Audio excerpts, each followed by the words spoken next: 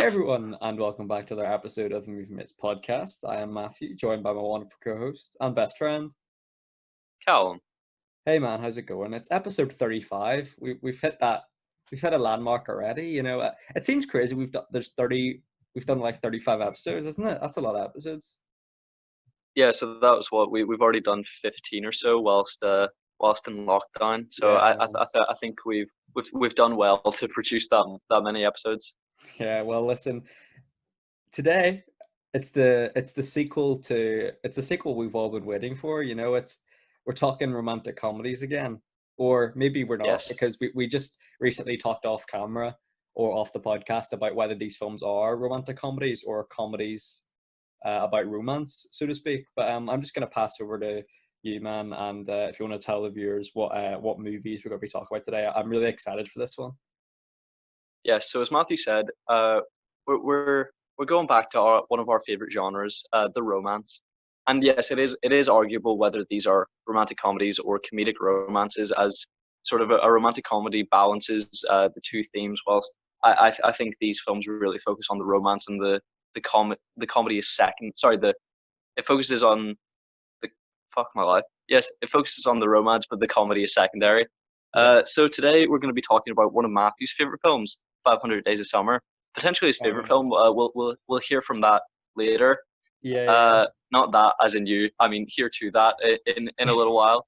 Uh, I see you're like repping the Joy Division merch. Is that based on This is 500 actually Days the of same Summer? top that the character wears in the film, yeah. So, And I I've seen you wearing the Smiths, and I've heard you mention Octopus's Garden. So I think is this yeah, is that where a lot of your musical taste stems? absolutely, man, absolutely. Fair. I mean, they have some absolute great music in that film. We'll also be talking about Love, Rosie and Crazy Stupid Love. Absolutely, man, absolutely. I'm really excited for this one because I had a blast recording the first romantic comedies episode with you. That was a really good chat, and I can't believe that was a year ago, bro. That's crazy to think, isn't it? Yeah, that's weird. Yeah, Yeah, it doesn't. It still feels like we're in the infancy of our channel, but yeah, we've been producing content for a fair while now. we have, man, we have, and yeah. For everyone who's recently supported us, shout out to our friend Cash. Don't worry, buddy. If you're watching this, we will be reviewing The Mandalorian very soon, very soon. And yeah, thank you for everyone who has liked, subscribed, commented, and shared our videos. We really appreciate it. Please be sure to comment your thoughts on these movies in the comment section down below, and email us with any episode suggestions or questions at moviematespodcast@gmail.com. That's all lowercase, no spaces. And yeah, shall we just hop right in with our first film then, buddy? Yes, and the first that we'll be discussing is 500 Days of Summer. Oh yes, oh yes. I love this film, man. Honestly, favorite. This is the film that has changed my life, and I don't put that bluntly. I mean, it really has. I love it so much, man. I love it so much. Is this your first And viewing? would you say it's your favorite film? It's my favorite film of all time. Yeah, yeah, for sure. But when did you first seen it? So I had first seen it, I would say maybe around a year and a half ago, man. But it's only recently during sort of the lockdown where I've really appreciated it. And I bought, as I said, I bought it in April, and I've just fell in love with the movie ever since. I completely love it, and it has changed my life. It really has, man. Was this your first If you viewing? had to guess, yes, this was my first viewing, but I'm wondering how many times do you think you've seen it? I would say before lockdown, maybe a couple times, Yeah, maybe a few times, and I would say since lockdown, maybe 3 or 4 times, man. I come back to this quite regularly. I mean, I can understand why. It's a fantastic film, which we can I'm glad you get liked it. into right now. Absolutely, man. So, did you have any opening or contextual points before we sort of talk about the narrative of the film?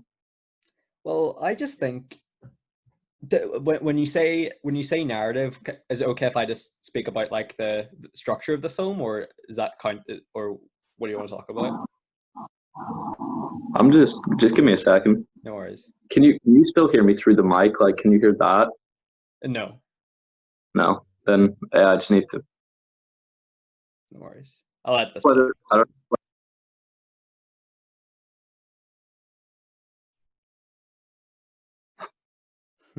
All good. No.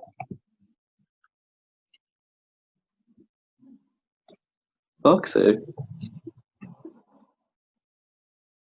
Mike now. Can you speak again?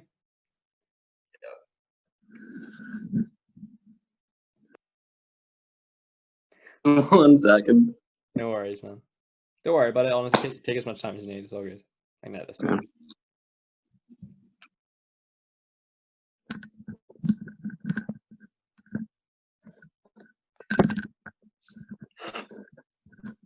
Those mics can be a nightmare sometimes, can't they? Yeah, I think the bottom wire was pulling out, so yeah, it's good now. No worries, man. Well, yeah. I just think even I'm listen. I've got so much praise for this film. I even think the title is really great, and sort of like the non-linear narrative of the film is it's so rare. Like we haven't really seen that. I haven't seen that in the film before, really, to the extent of this. And I just love it. I think it really adds to the detail of the film that it's not set in a chronological order. And Love Rosie does a sort of similar thing where it sort of shows you the ending, and then well, actually, 500 Days of Summer does the exact same, where it shows Tom and Summer on the bench. But like, I just love this film, especially the performances as well, man. Great. Yeah, and as you mentioned, the non-linear narrative, I think like the biggest prop has to go to the editing of the film for it to Yeah, do that and still make sense. Like I don't absolutely. think I could ever witness a film jump around this much and still be able to comprehend it. Absolutely. I can't believe this film didn't win an Academy Award for Best Editing. Like, I think it's one of the best edited films I've ever seen, if not the best edited film. It's just so concise, as Yeah, you said, and it makes sense. yeah, I would say that that's a huge snub because I mean, it wasn't nominated for a single Oscar, and I don't really see why Yeah, because no real standouts in my mind appear when I think 2009. So I don't really know what competition it had. I think maybe it was The Hurt Locker in 2000. It was 2008 or 2009, and it won Best Picture. But Mhm. yeah, Best Editing I think should have definitely gone to this. Yeah, man. And Mark Webb's one of my favorite directors, as I've said. We've talked about the Amazing Spider-Man films. It's maybe not his best work, but I think he's a I think he's a director that understands like emotional scenes really well. And I don't know if you've seen Gifted. It's another Mark Webb film, and it's fantastic. And I think this is just one of his best works. I completely love it. Yeah. Yeah, I really love that scene where Gwen Stacy just snaps her neck. That's real emotional.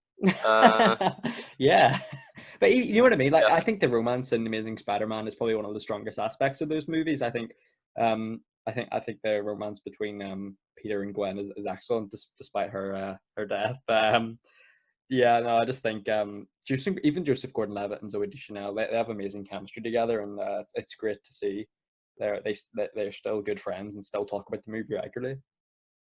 that's great. So if you want to get into the Tom and Summer romance, Absolutely. as the famous saying goes, opposites attract. But I do think that like such a polarizing difference in how they see love uh, kind of makes it abundantly apparent, like right from the start, that their relationship isn't going to work. So I sort of immediately sided with Summer when we see sort of the debate about. Well, when we see the breakup, I was like, well, yeah, obviously Summer's right. Clearly you can't both be happy if you have such differing views on how a relationship should work.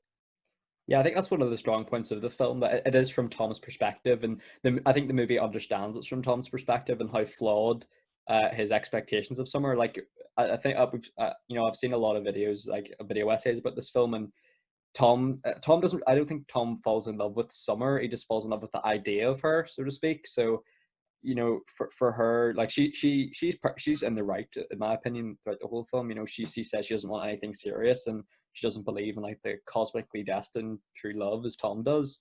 So I think he definitely let his expectations get too much of a grasp in his life. Yeah. And immediately apparent in the film is the incredible quirky tone, and uh, especially in sort of the voiceover narrating Tom's life.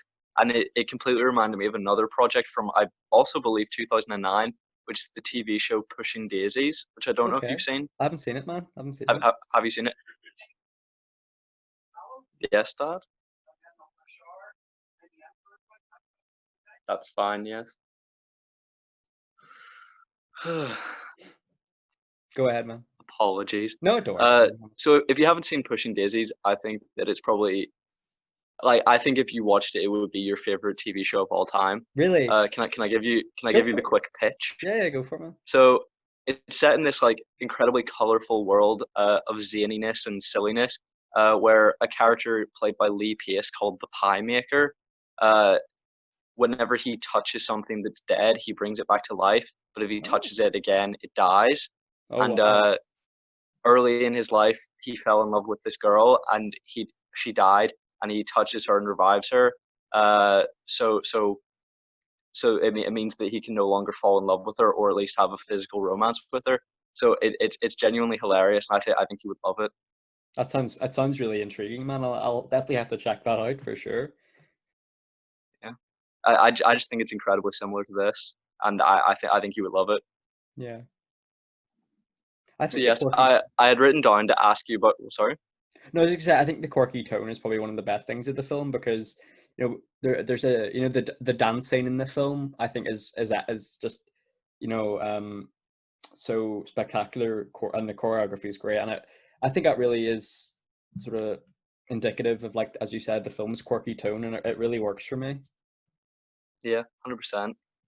And we see very early on that Tom is a big music fan, and I did want to drill further into how this has influenced your musical taste. Yeah, man. Yeah, yeah. So, the character of Tom, for anyone who hasn't seen the film, he's a big British rock band, indie rock sort of fan. So he likes the Smiths, the Beatles, the Clash, and bands like that. So, since this film, I've picked up a lot of songs from the Smiths and the Clash, and I'm more of the leaning towards the Clash, but the Smiths just have some great songs as well, and obviously the Beatles. You introduced me to most of their songs. So I have you to thank for that. And I'm a huge fan of this film and the soundtrack as But well. I love the Clash. So like, what's your favorite track from them? See, there's the stereotypical ones like "Should I Stay or Should I Go?" That's a classic. I quite Of like course. there are a few good ones. So "Train in Vain's" pretty good. "London Calling's" another one. I'm a big fan of "London Calling." What about Yes, you? that too is my favorite. London Calling is the absolute goat, as the kids say. It is the goat. It is the goat, man. It is 100%. And I don't know. I think apparently there's a detail in the film where any scene Tom and Summer in together, in the background there's a song. I think there's a Beatles song, but the song is about the break. It's either about the breakup of the band or it's they're oh, sorry no what it is every song that plays during Tom and Summer scenes together, it's from a band that inevitably breaks up, which I think is really interesting. Yeah, that's incredibly interesting. Yeah. Uh, and so we've already mentioned before we got into the review the sort of the absolute like shafting that Octopus's Garden gets. Yeah, I love it. Because Tom thinks it's an absolutely garbage song, but you had mentioned it to me 3 or 4 days ago, and I'd listened to it as soon as you mentioned it, and it's an absolute banger, That the one I of their think best. yeah, man, complete. Thank you. I think it's great, and I think like the guitar strings opening, I think, is probably one of the best of the Beatles collection as an opening. I mean, not maybe not the entire song. I can understand why people prefer their songs, but I think that is probably my favorite Beatles song. Either that or when I get home. But like, yeah, it's underrated. It goes under the radar, I think. Yeah, because I think people just assume that Ringo can't sing, and I assumed that too, and then I was blown away when I heard Octopus's Garden. Yeah, it's got a good little like quirky beat sort of beat in the background, and I think Ringo is probably one of the more underrated Beatles in terms of like a songwriting ability, which is second to none, I think. Yeah, I think if you like that song, you'd also like Norwegian Wood, because Okay, that's my yeah, yeah. dad's favorite Beatles Oh, song. really? And Cool, cool. if you get a chance, I think you'd really love it. It has sort of like sitars and different odd instruments that you don't really see. It was part of Cool. their album Rubber Soul, and yeah, that I would say that's one of my favorites. Awesome, man. I'll check it out. This has just quickly become a music podcast, but I don't mind. Yeah, yeah. I'm liking it, man. I'm liking it. So we see that Tom very early on is very passionate about Summer, and he describes all the things that he loves about her, including her smile, her knees, and Yeah. other various creepy things. And I desperately wanted it to end with it turning out it was basically just American Psycho, and he was just a crazy stalker all along, and he had never dated her. You know what it is, man? I We'll get into the like American Psycho creepy stalker with Crazy Stupid Love because I have a lot to say about Robbie in that film. And Yeah, fair. but yeah, like I really love how the line in the film that I think goes underappreciated is when Tom goes like, "I love how she makes me feel," because I think a lot of people can relate to that, and I think it's such a poignant line for me.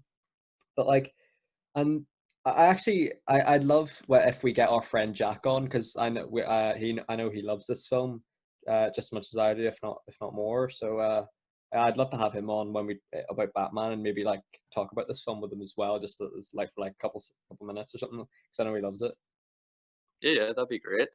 So I would say the first moment in which we see a true romantic spark between Summer and Tom is when they're performing in front of the bar during Yeah, karaoke.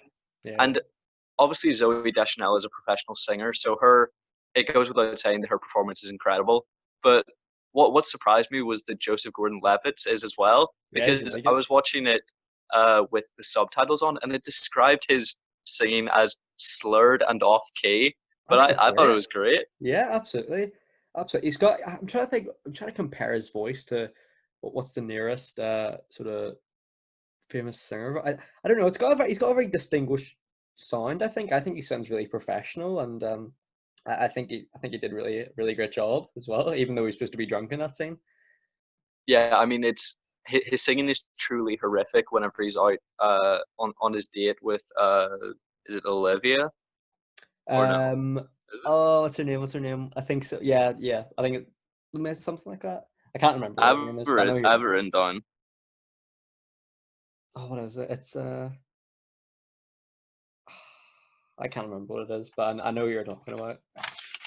I will find it. Give me No 5 seconds. worries. I want to say Sharon, but I don't think it is Sharon. I want to say Allison. Alison, that is. It is Alison. I knew it was something to do with Is it? yeah, my mum's name because her middle name's Alison. So, Yeah, fair. So yes, his performance in front of Allison is truly horrific. That yeah, that really goes under. But I guess it's because he genuinely wasn't trying because he didn't care about her. yeah, man, completely. And I sort of like how Tom. I think in the film, like it is intentional for him to sort of misplace his, uh, not necessarily trust, but his time into people. Like I really love the relationships he has and the friendships he has. And I love his like really sweet relationship with his sister. I wanted to ask you, was this Chloe Grace Moretz's first big break? Do you think? It must have been. I mean, I think Kick Ass was Kick-Ass was pretty the same close. year. Yeah, Yeah, Kick-Ass was it two? It was 2008 or 2009. But either way, these would have been very closely released. So she started her career with a bang. absolutely. I think she's really great in this. To be honest, she's like the voice of Yeah, reason in his head. I think. but do you really think that kids like that exist? Because I think a No, lot of the no. times, uh, like kids and teenagers, especially in sort of teen like forlorn romances, they seem to Yeah, be like quoting philosophers, and yeah, like they're literally 15 years old and they're talking about morality and stuff with other teenagers, which I do now, I guess, but I don't really see that happening at like age 15 or yeah. in That's a her good case, point. what, like age 8. Yeah. I just don't think that they've had enough life experience, especially because Tom's life seems to be pretty happy home wise. Hmm. So I would have thought that she wouldn't have that much life experience at that age. I'll tell you what, mate. I think the film really sort of. I just love Tom's life. I love the characters around him, and I really like his boss Vance, who's played by the charismatic Clark Gregg, who we love. Oh yes. And I think something about Clark Gregg. He's so charming, isn't he? Yeah, I mean, he just makes you want to fall in love with him. Like I don't He's know, actually a nice guy. he's such a charismatic guy. Yeah, he's a really nice guy, and I would recommend anyone who is listening to follow him on Facebook because he has some great posts there. and on Instagram because he just posts like his judo lessons, or Wait, is he a it's either martial judo artist? or like adult jujitsu. Yeah, I think Oh, he's a black belt. he's a Uh, badass. I love him. but yeah, I mean that character is also fantastic. I mean, he gives Tom so many chances, and I have to say, telling Tom to channel his misery into sad greeting Good cards idea. It's a good idea. That was a stroke of genius. I think so. And you know when Tom sort of has an outburst and conveys this sort of disbelief in true love, as it were, towards the end of the film and quits his job. Like I actually felt quite bad for his boss because his boss got, as you said, perfectly, gave him so many chances, and he actually seems like a really down to earth and nice guy who like wouldn't get annoyed, that sort of thing. Yeah, I mean, I understand Tom's perspective on sort of, people give cards when they don't know what to say, but I feel like if you did just say that, people would be underwhelmed, say on a birthday or something. So I think there is a time and a place for a card.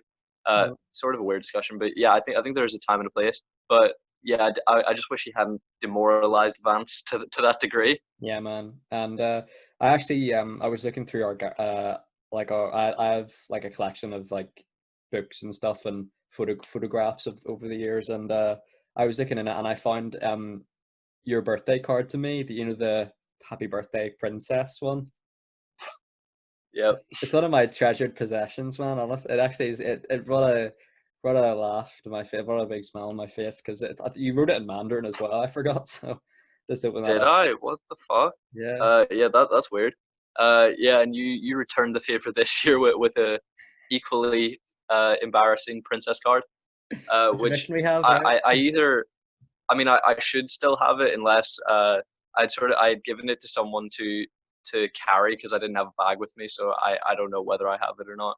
But Yeah. it was it too is something that has a real place in my heart. Respect, brother. Respect.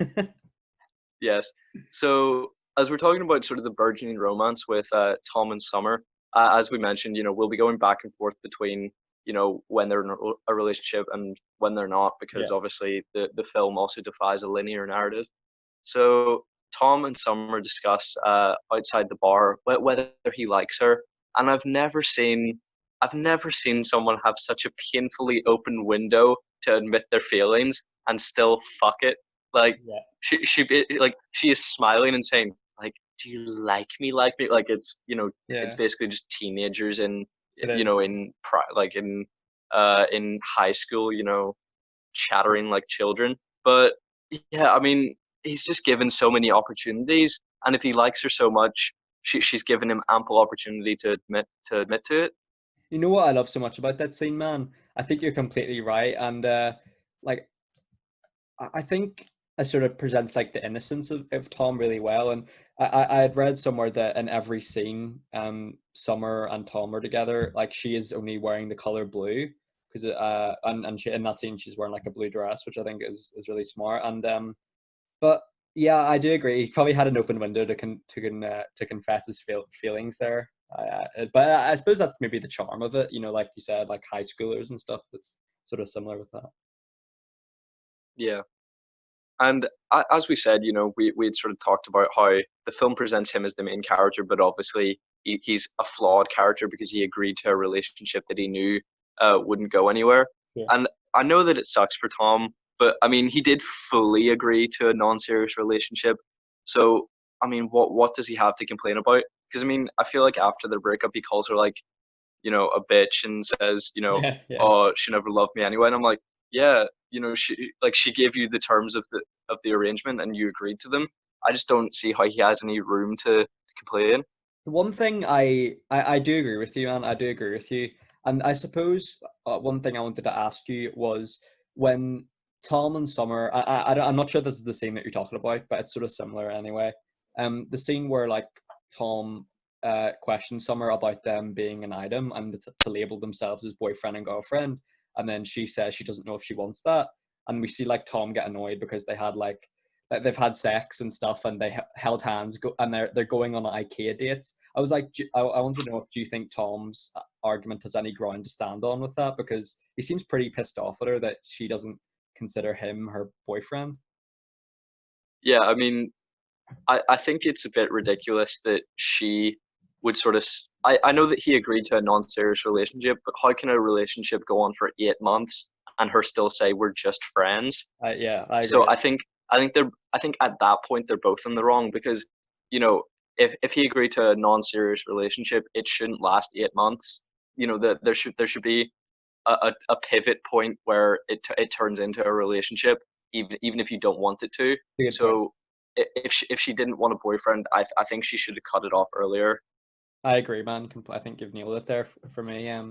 I think there's a lot of complications, I suppose, that arise in real life relationships with, labeling things as well, because like for some people that's quite a big relationship move or mark, and as you said, they are probably both in the wrong because Tom had too high expectations, but also Summer sort of was maybe too slow or maybe to label it. You know what I mean? So it is a complex one, and that's part of the reason I love it.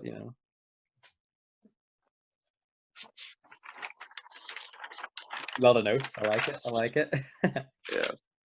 Oh, I have 4 pages of notes for today. Oh, Yeah. cool, cool, cool. Uh, yeah. So I am glad that Allison is the first character to like call Tom on his shit. Yeah. Because she sort of acts as the mouthpiece for the audience because I would imagine I'm not the only one that gets quite infuriated with Tom, sort of just desperately clinging to Summer when she doesn't even want him to be her boyfriend. So I feel like when the relationship had ended, no matter how painful, he should have tried to move on quickly. Because I think sort of wallowing in pity for someone who didn't consider you more than a friend is a mistake. It's a good point, man. And one of the things about the film, we see sort of Tom's love of architecture blossom when him and Summer meet. I think the first encounter they have, there's a scene and it just shows him like sketching at work, which I love. That's one of my favorite scenes in the film. I think it's so understated. And one thing I wanted to ask you was, do you think Tom pursues architecture? And this is sort of jumping later on in the film, but I think we can relate to it now.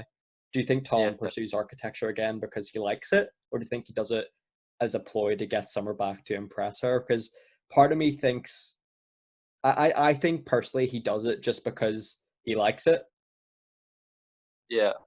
I think that she opened his eyes to the fact that he wasn't fulfilling his full potential. So I don't think he was doing it for Summer, but I think he was doing it because of Summer. Yeah, but I completely agree, man. I think that's a really, really great way of putting it. Completely, man. So I would say that sort of mentioning how we see a lot of cityscapes in this film drawn by Tom. I would say that I've never really seen a more visual film because there's sort of comedic cutaways, black and white scenes where he's in Oh, a 1950s or I 1940s love film, that. I love that. or even the scene where I believe it's the finality of the breakup with Summer after he sees that she's not engaged to another man. Sort of the whole city disappears and is Just a replaced with silhouette. a drawn cityscape that then gets erased. It's just visually incredible. This That entire whole, film. I think you've nailed it there, man. The whole expectations versus reality scene. I think that might be, and for me, I think that's one of the scenes of the century, just because it, like, I've actually seen a lot of people sort of praise it, not maybe not necessarily to that extent, but I think it's just so perfectly shot, and it is so realistic, and not just for romance. I think even for us going to parties, I'm sure we have great expectations for things, but sometimes maybe they exceed our expectations, and sometimes they maybe don't live up to the expectations. And I think part of the what makes Tom's or Joseph Gordon-Levitt as Tom like so great is because he is flawed, like you said, by his expectations of summer and romance. And I think that, like, as you said, like the black silhouette of Tom just sitting in an erased world is just so perfect. It's so profound, I think. Yeah, I agree 100%. And I don't normally pick up on sort of visual cues or references to other films, but I thought one pretty overt one, or at least the first time viewing, but I thought a pretty overt one was when they're viewing The Graduate Yeah, in the cinema, and yeah, then just moments later we see a direct parallel to The Graduate, where instead of escaping together on a wedding day on a bus, we see that Tom is on a bus alone whilst Summer's wedding goes ahead. yeah. It's So really poignant, I that's think. sort of a complete subversion of the ending of The Graduate. And I just love that visual cue. Completely, man. I think one of the best sort of like section of the film is when, for a minute, like you think Tom is over Summer when he goes to their mutual friend Millie's wedding, and he sort of sees her on the train. And I think the film makes it clear, like, he doesn't go to the wedding because Summer will be there. He goes because his friend said he would go with him, and then he bails on him, so he's just there by himself. And when he sees Summer, like, I think the film makes it really apparent that he doesn't want to speak to her. Like, he just has an architecture book and starts reading that. It's only when Summer comes over to him that he sort of has coffee with her, and they have so many beautiful moments together, and sit and then recall past moments in their relationship. So I think that's such a poignant movie. And you know, and obviously that leads up to the expectations versus reality scene. And I think one of the great things about the film, I will shut up in a minute, don't worry, is like how I think it ends way stronger than it starts. I think the ending is the best part of the film. Like the final 30 minutes are the strongest, I think, for me. What about you? Yeah, that was all great, Matthew. Yeah, I had never really stopped to think about the fact that, yeah, say when he goes for coffee with her on the train, it is a begrudging thing for him. So she's sort of opening wounds that are starting to heal. So you could say that it's sort of her fault that he's not over her in that moment, and that's what influenced his expectations versus reality scene. Because I hadn't really thought about that. That the fact that she started the conversation, so uh, his expectation that she may still want to go out with him is sort of more justified by that. Man, I absolutely love how you put that there about like the whole analogy to like wounds and stuff. I thought that was perfect the way you put that. I couldn't agree more, man. I think I was really just. And whilst he's incredibly disappointed by the fact that she's engaged, he does eventually move on. And sort of, I had a lot of issues with Tom watching it initially, but sort of, I feel more comfortable with the character having talked to you about it. But I did find myself, sort of struggling to sympathize with the character. But the fact by the end when he sees Summer for the last time, it truly convinced me that he was happy for Summer, Yeah. and I think that sort of turned me around on Tom, because it showed me that he was fully over Summer, which I didn't expect to ever happen. Man, I completely, I agree. And I think the thing I love most about his character is his unfaltering belief in true love. I love that. He's so headstrong about it. And he's generally such a talented guy, such a talented artist and architect. And I just think even the film embraces that so well. All the buildings in the film were like I think they were all like pre 1960 or 50, like to give that aesthetic as well. And I just there's so much thing. And I'm sure we'll get on to talk about the scene where he meets Autumn, and that is my favorite scene of all time. So I can't wait to get into that. But I completely agree with you, buddy. I think he is genuinely happy for Summer, and I think that was a great way of how you sort of outlined that. It was great. Yeah. So did you have notes to go through before we talk about when he meets Autumn? So let me just let me. No, I don't think so. No, I think maybe I just love the film is so subtly like ironic as well in its criticism of Tom's expectations, because like I think it's quite incredibly ironic that he works as a greeting card company where he has to manufacture things for people to say when he fundamentally believes that he knows what he wants and stuff. So I think that's great. And even even the whole subtlety of like the costume design, like I would say it's a very retro film. Like there's no real like smartphones or anything. Maybe that's due to the era. Like 2009 wasn't exactly like 2020 obviously, but I just think even there's a subtle, like every scene we see Tom, like he's in a shirt or like a waistcoat or something, and I think that's even or like a band shirt, and I just think that's like so subtle. Maybe I'm looking too much into it, but I just think the film is sort of like a nice retro vibe, if you get me. Yeah, and sort of Tom acts as that sort of everyman character. Like you can see yourself in him more Yeah, easily I because agree. he's Man. not It's a good point. he's not extravagantly dressed or arrogantly dressed. So yeah, he sort of I think I can picture myself in Tom's position more easily. Absolutely, yeah, completely agree. Definitely, man. So did you have anything else? Because I only have comments on sort of the final scene. Oh, well, yes, one thing I wanted to say, we mentioned about the scene where he is happy for Summer on the bench, and that's one of the best scenes in the film. And I thought it was really sad. apparently a lot of people after they saw the film flocked to that scene and the bench because apparently it was an open to the public in Los Angeles at the time, and it got so busy with tourists that it had to be closed to the public, which I thought was really sad because I would have loved to go visit that one day in my adulthood. I thought that would have been so amazing, but it's really sad that it's closed now. I thought that was a nice little trivia detail. Yeah, no, I fully agree. That's really interesting, and I guess it sort of created the kind of phenomenon, the phenomena, the sort of like the stairs in Joker did. The sort of Exactly. everyone wants to Yeah. dance down them, Great point. but Yeah. yeah, I wouldn't have expected such a wide audience to flock to that area, I really. know, man. It's sort of crazy how films can influence like public personas and certainly like tourist attractions. I mean, even where we live, it's sort of similar to like apparently the dark hedges in Game of Thrones are only in one scene, and yet they're like a phenomena in Northern Ireland. Reasonably, do you know what I mean? Yeah, it's kind of just baffling. And then, anytime someone sees a ship, they immediately, Yeah, go to the front of it to do the Titanic business. that's a that's I another don't one. I don't know. I Another just one. I Yeah, just yeah. don't think I would ever feel that influence. I think where we're from, it maybe something about Northern Ireland that really holds on to like movie trivia as well. Because I think Northern Ireland, it's not particularly well known in the movie or TV industry, apart from maybe Game of Thrones. But like, even with the DeLorean, like a lot of people hold that integral to our culture, and maybe the Titanic film.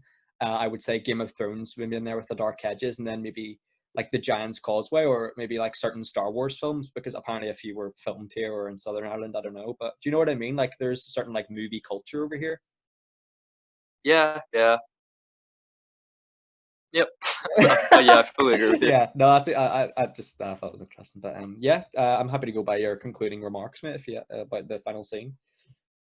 So we see finally on the 500th day of summer, he's finally moved on. When he meets the beautiful Autumn. Uh, Minka and Kelly, I was, what a woman. yeah, which I had no idea what I recognized her from, but she's actually in Titans. Oh, she was And in she Stargirl. plays she's in Stargirl, is she? Apparently, yeah, I was on her filmography. It said like she was in maybe it was because I know she was on a DC TV show. I was Titans, and I think it was something else like Stargirl. But Yeah, yeah, who is she she in was that? in Titans, and then she cameoed in Crisis on Infinite Earths Part 5. She plays Dove, but she looks nothing like she does here. Like I did not recognize her whatsoever. I think it's because she has platinum blonde hair in that. But I had no idea that was her, and it was really interesting to see. And I just really think that Tom needs to find a life outside of work because he's clearly not finding women anywhere other than the workplace. Good point. And there is the classic like "don't shit or yeet" as well, isn't there, man? Yeah. Yeah. That's the ruder version, Matthew. But one thing I really wanted to ask you about this, and I think this is probably the main like talking point maybe of the film. Do you think Autumn was the one for Tom, or do you think Autumn but was by the nature of the seasons, the cyclical cycle of love? I personally think she was the one for him, but I'm really interested to hear what you think. I can't wait to see what you think here.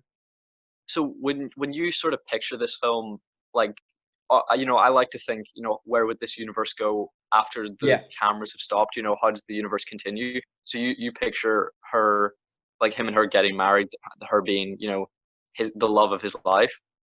for me, I think it's because he goes it he I think for me the point, and there is probably multiple interpretations of this.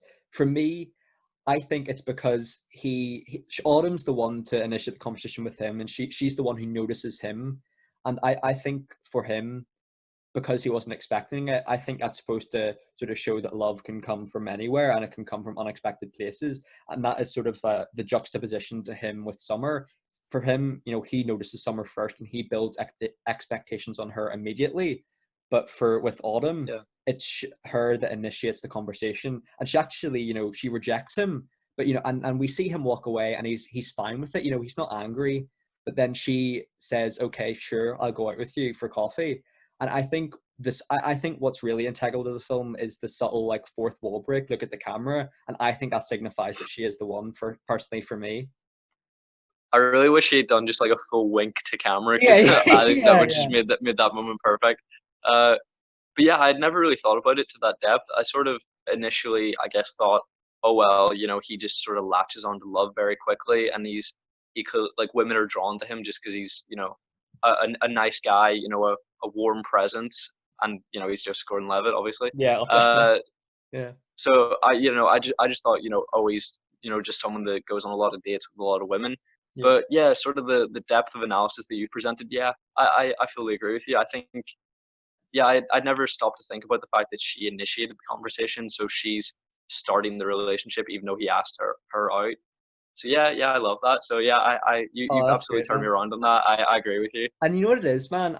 I think for me, um, the film sort of presents like Summer questioning Tom's belief in true love, and we see by the scene in the bench that Tom says he doesn't believe it in it anymore, but Summer reaffirms his belief in it by saying, "Oh, it does exist. Like you were right all along." And I think the fact that for Tom meeting Autumn, he's not. I think for me, he's not too sure whether it does exist. Like he sort of he's become more of a realist, I think, in the final scene. But when I think when Autumn or when this mysterious woman's like, "Oh, I'm Tom. Oh, hi, I'm Autumn." I think that's Yeah, too much of a coincidence in Tom's mind for her not to be the one. So I think that subtle look at the camera. I think for me she is, and I'm glad you agree, man. I'm glad you agree. yeah, and yeah. Now that you've brought that up, yeah, it does sort of adhere to the idea that you find love when you stop looking. So when he had become more of a realist and sort of like less creepy and obsessive about the women that he's going out with, like every woman that he goes out with, he thinks is the love of his life. Once he steps away from that and becomes more realistic, I imagine that is when his true love would appear. So Yeah, man. yeah, Completely. you've really helped me see that. Yeah. And the last thing I will say, that see, I love it so much, but I think the film perfectly illustrates how sort of different Summer and Autumn are, because we see at sort of halfway through the film when Tom and Summer are on the bench, and Summer sort of say, "Oh, what are those buildings? Are they like the parking lots?" And she has certain praise for the parking lots. She admires them the most out of all the buildings in the surrounding LA district. And Tom sort of has disgust for them because he sees them as like modern buildings that ruin like the sort of retro aesthetic of the city. But so even his first conversation with Autumn, they're talking about their mutual dislike for the parking lots, and I think that's just so poetic that I think they are meant to be together. So that's all I'll say for that. I thought that was just beautiful. Yeah. Uh, what was it? Oh, That's I've got okay. the title, I have please, some but fun. I'm just trying to. It was summer related.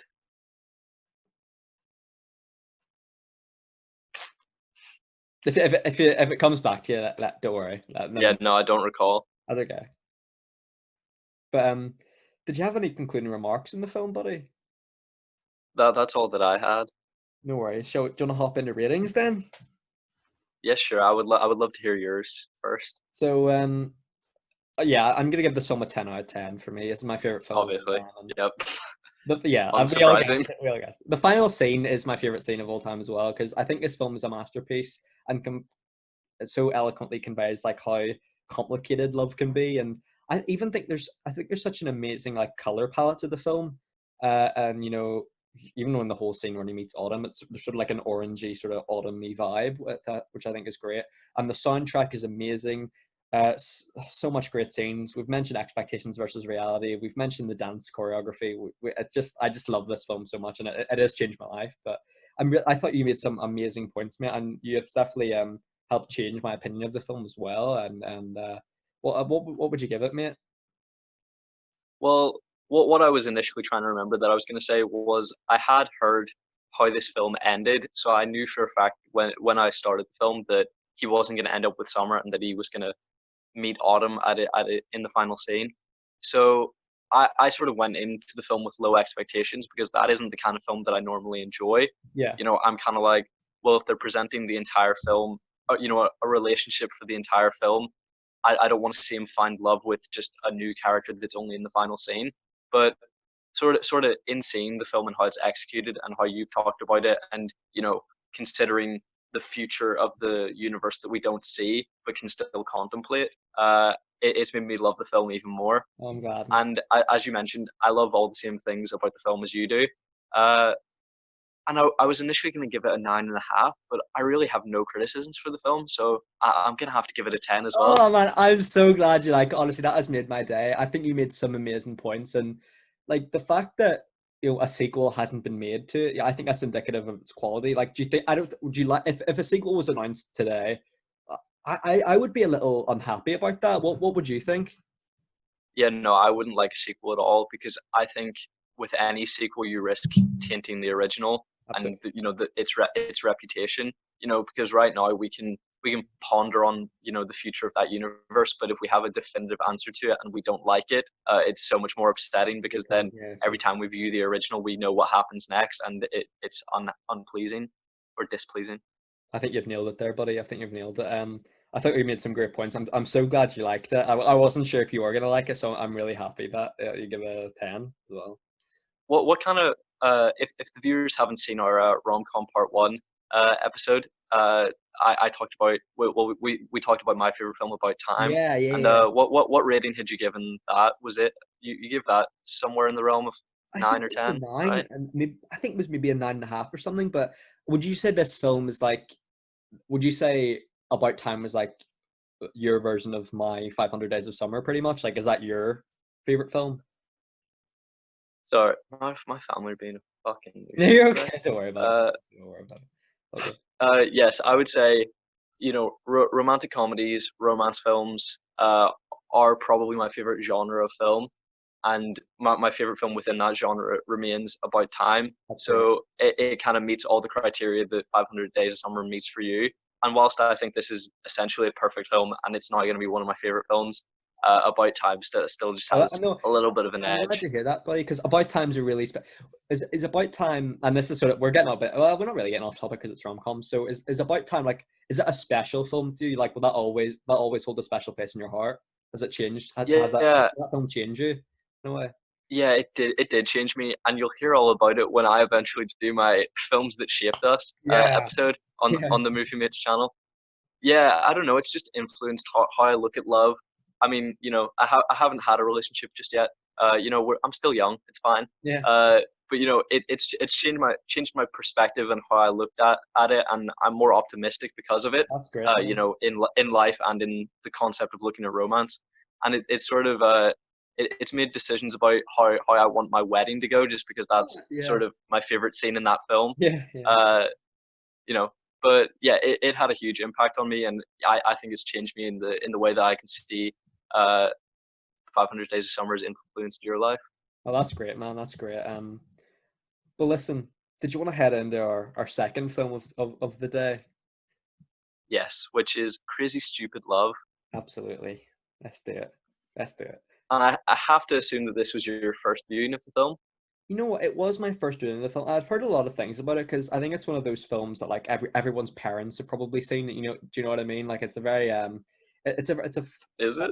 I don't know. I think it's a very family friendly sort of rom com in a way. Like it's one of those films where I think a lot of people can relate to.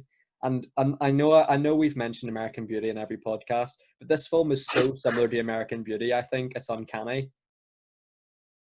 Just with like a little bit less violence, I guess. A little bit But less yes, there violence, are not as good. there are themes of child predatory themes and sort of misogyny and Midlife adultery. crisis. Yeah, there are some very similar underlying themes. I do agree with you. Thankfully, it's a little bit more lighthearted than American Yeah, Beauty because I watched this at what, like 5 a.m. So I think I probably needed a more lighthearted yeah, viewing. yeah. I'm just happy to go by your notes, buddy. Well, this is the fifth or sixth time that I've seen the film, and it took this many viewings for me to sort of see all the layers of how problematic the film is. Okay. But we'll sort of touch on that throughout our discussion of the film. Yeah, yeah. But just to talk about the very opening scene of the film, I really find it bizarre that the way that they show that Cal and Emily aren't in love anymore is that they're not doing foot play under the table. It's like it's like I that agree. that's the indication of someone's in love. I know, man. I know. And I think Steve Carell and Julianne Moore, they do have great chemistry. I think Julianne Moore is probably one of the more underrated actresses in Hollywood. I don't know if you've seen Don John, but she's amazing in that. I have, and she's incredible in everything I've seen her. And yeah, another Joseph Gordon-Levitt project, which we will definitely talk about as soon as we can, because that, obviously that was self-directed by him, and it has Scarlett Johansson and Brie Larson, and it's just an incredible cast, incredible film. I'd love to talk about it as soon as we can. Completely, man. But it's just there's so many bizarre aspects to this film, and one of them, to me, is the fact that Emily is the one that requests the divorce from Cal. She's the one that has committed adultery, and yet she's the one that gets to keep the house. Yeah, yeah. That's bullshit. Yeah, and Cal seems way too okay with it. I mean, he's sort of a nice guy to a fault, because he has no means of standing up for himself. And sort of right, sorry, Jacob, throughout the film is trying to help him regain his manhood. But I mean, you can be a nice guy and self-respecting and stand up for yourself. I don't think he had to relinquish all of his standards in order to be a nice guy. Yeah, man. I think this is one of the first films I've seen Steve Carell in. Like, he's one of those actors who's in a lot of. It's one of those actors where I think I've seen him in a lot of things, but also nothing at the same time. If you get me, and there's just I think the film gets confused in what character arcs and character stories it wants to go down, because it seems like it's going down like the Cal route of sort of it's his movie, but then there's 20 minutes where it's all about Jacob and Hannah's relationship, but then it switches and it's all about Jessica and Robbie's weird 13, 17-year-old weird romance where I'll get into that, and then it goes to Dave and Emily's relationship at work, and it's just I think Yeah. it tries to do like a Love Actually clusterfuck, and it just doesn't work. I think. Would you have preferred like this the same amount of screen time dedicated to each, but more balanced in the editing?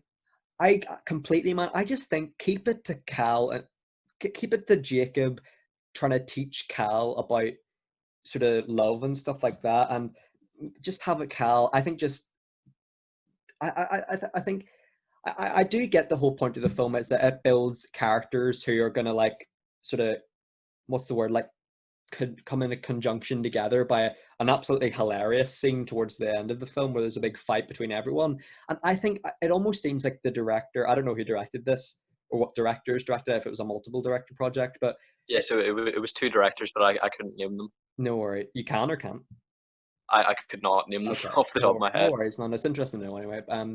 But it sort of seemed to me like the director had a good idea for a really funny scene and orchestrated the whole movie around that for me. And I don't know if you get that vibe as well.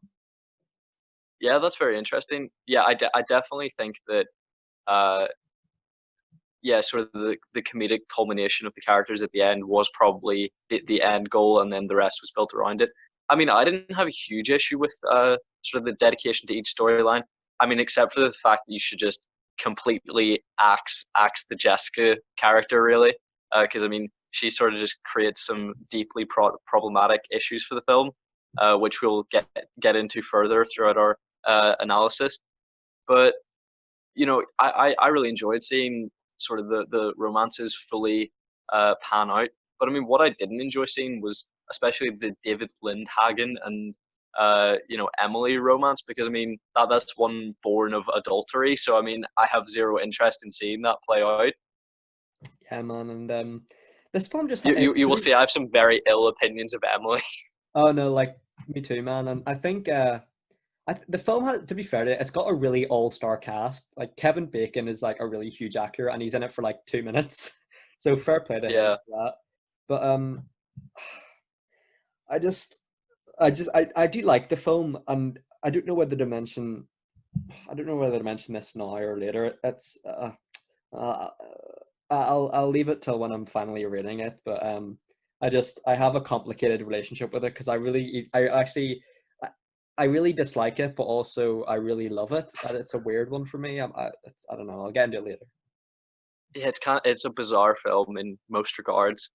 So we see that Cal and Emily finally decide to divorce, and Jessica's father, Bernie, who is also Cal's friend, is forced by his wife to take the side of Emily. And it's just kind of bizarre to me that anyone would choose the side of the adulterer in this sort of, we have to choose decision. If you really had to take a side, surely you would take the victim's side. Yeah, man, that is an unusual one, and I suppose like you do you have to admit, like you probably do feel sorry for Cal throughout the film because it seems like he's still in love with Emily deep down, and it is sad, but sort of she does, but she also doesn't. Like it's because like I think the movie makes you think that Emily is falling back in love with Cal to me, but then she's on a date with Dave, so it's a bit weird. Yeah. And throughout the film, it seems that Cal is often, like made the villain of the film. They sort of say, Yeah, "Oh, you yeah. you should have fought for Emily." It's like, but she requested the divorce. She has given up on him. So like, how is he the person that you can criticize? It was just baffling to me, really. Absolutely, mate. Couldn't agree more. So we were introduced to the character of Jacob, who sort of acts as the Barney Stinson from How I Met Your Mother in this film, and he offers the same offer that Barney gave to Ted, which I know you haven't seen How I Met Your Mother, but it is a very similar relationship where he's Sure. going to show him how to live and give him his confidence back after a breakup. And while chauvinistic, the character of Jacob, I think we do have to admit that he did change Cal's life for the better in that Can agree. moment because Yeah.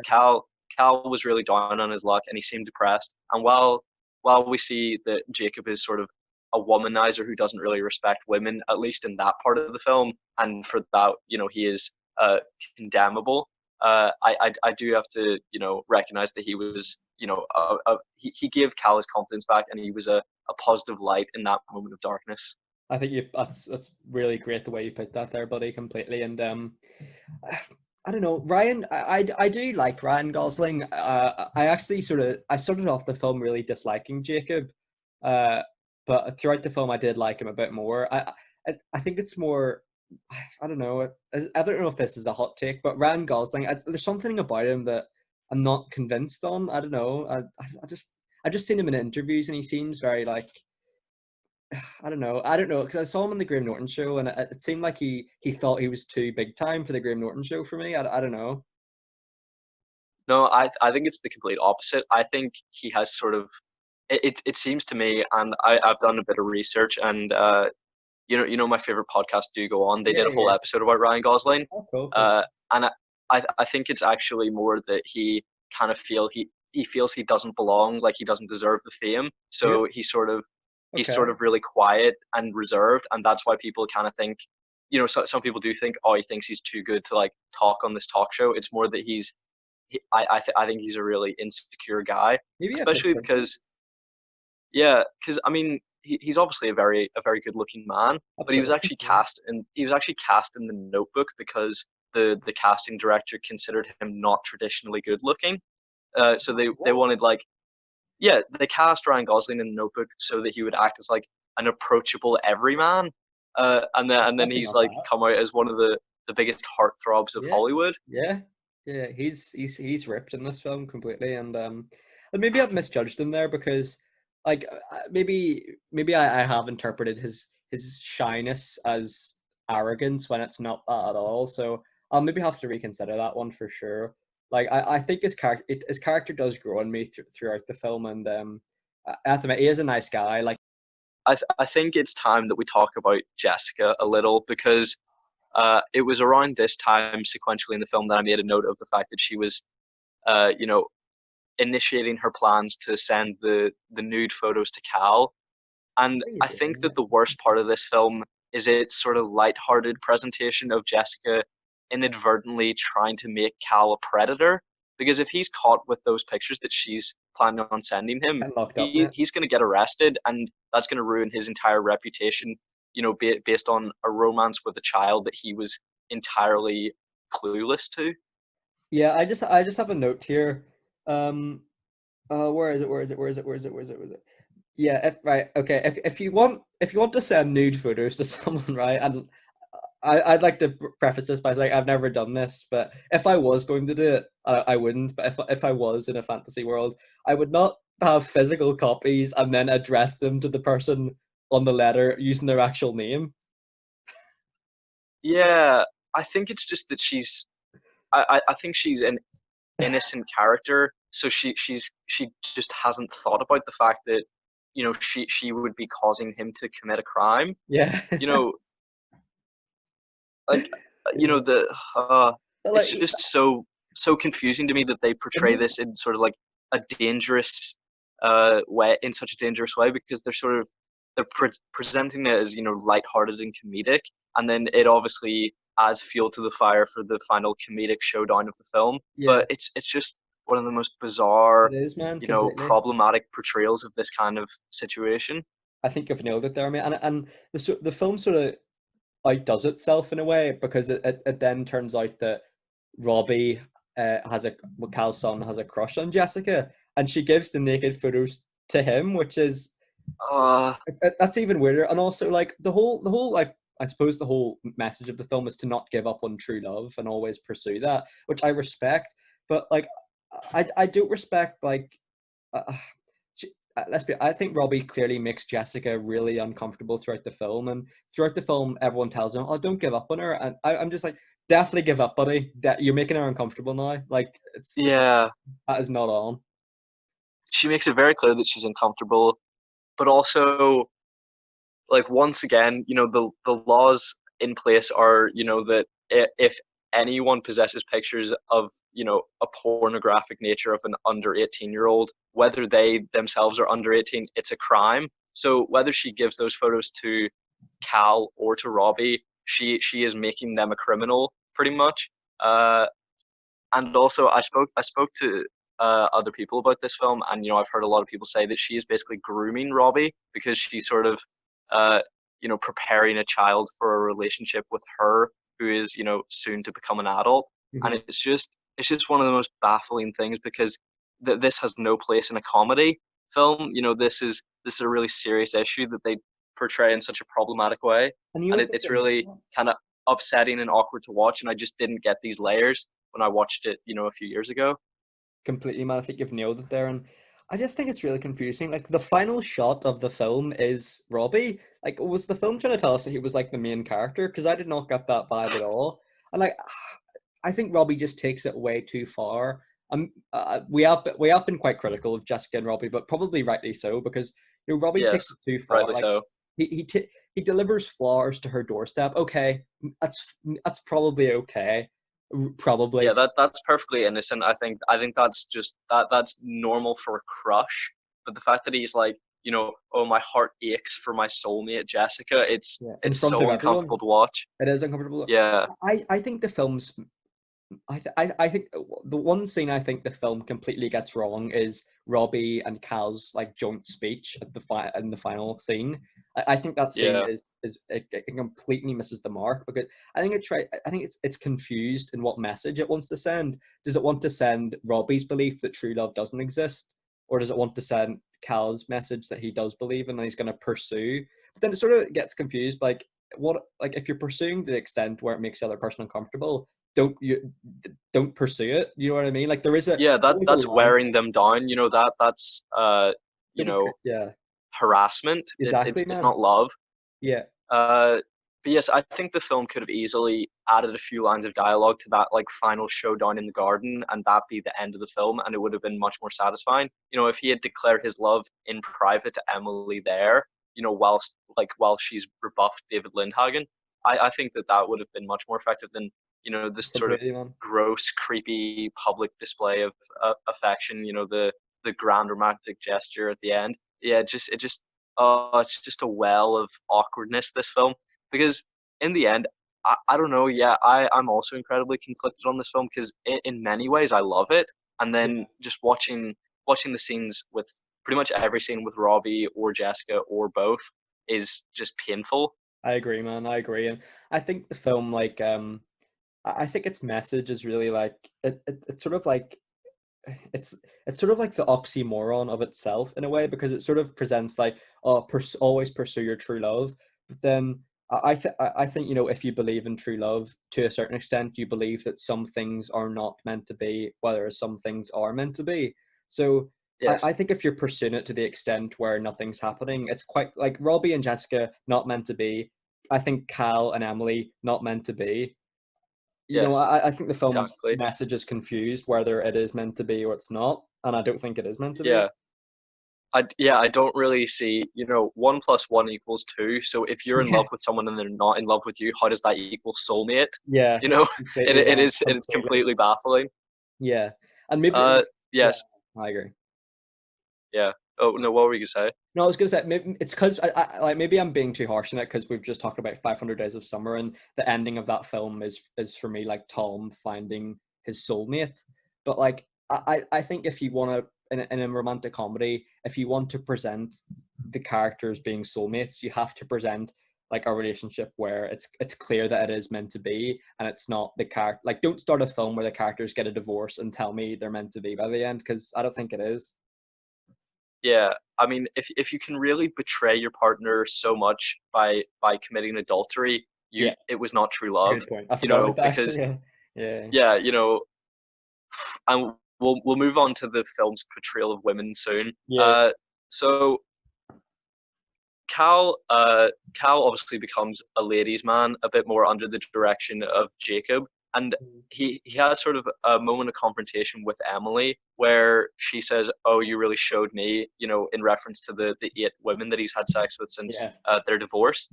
But I think he has absolutely, you know, no need to explain himself to her. She Okay. sort of says, "Oh, you know, I cheated on you. You don't need to explain yourself to me." She clearly doesn't mean that. She's clearly very angry about it, but I mean, at least all 8 of those women were outside of the sanctity of marriage. You know, Yeah. uh, Yeah.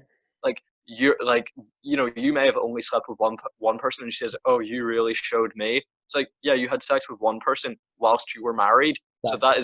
is, you know, he has done nothing wrong, and he has nothing to explain to you.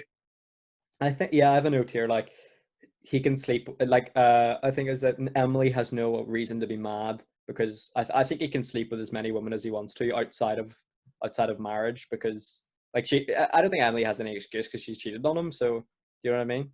Exactly. Yeah, fully agree. So we haven't really spoken about Hannah just yet. You know, we've Yeah. spoken a little bit about Jacob, but the reason that she first rebuffs Jacob is actually because she's in a relationship with a lawyer, and this guy seems like he seems a bit self-involved. He seems like a bit of a douche, but she doesn't actually complain about that at any point in the film. The only reason that she breaks up with him is because he didn't propose to her when she expected him to. Yeah. So I think that sort of is quite a poor portrayal of a woman. You know, you know, I really don't think many women would break up with someone Yeah. just because they didn't propose to them at the right time. I think if she were to have broken up with him for any reason, it would be that she didn't treat her right. Yeah. You know, it's so funny you mentioned that, mate, because I think that the film sort of wants to present Hannah's boyfriend as sort of like a Greg from like Love Rosie kind of vibe. Like, they want to present him as an asshole, but I actually, you're right. Like, he is a bit self-involved, like he's a bit involved in his own self-interest, but I don't think he's an asshole or anything. He seems like quite a nice guy. Like, he seems like a successful, quite a nice guy as well. And maybe I just skimmed over this, but I don't think Hannah actually breaks up with him. She just walks No, away. she doesn't. So She she's just walks away and technically cheating on him. yeah.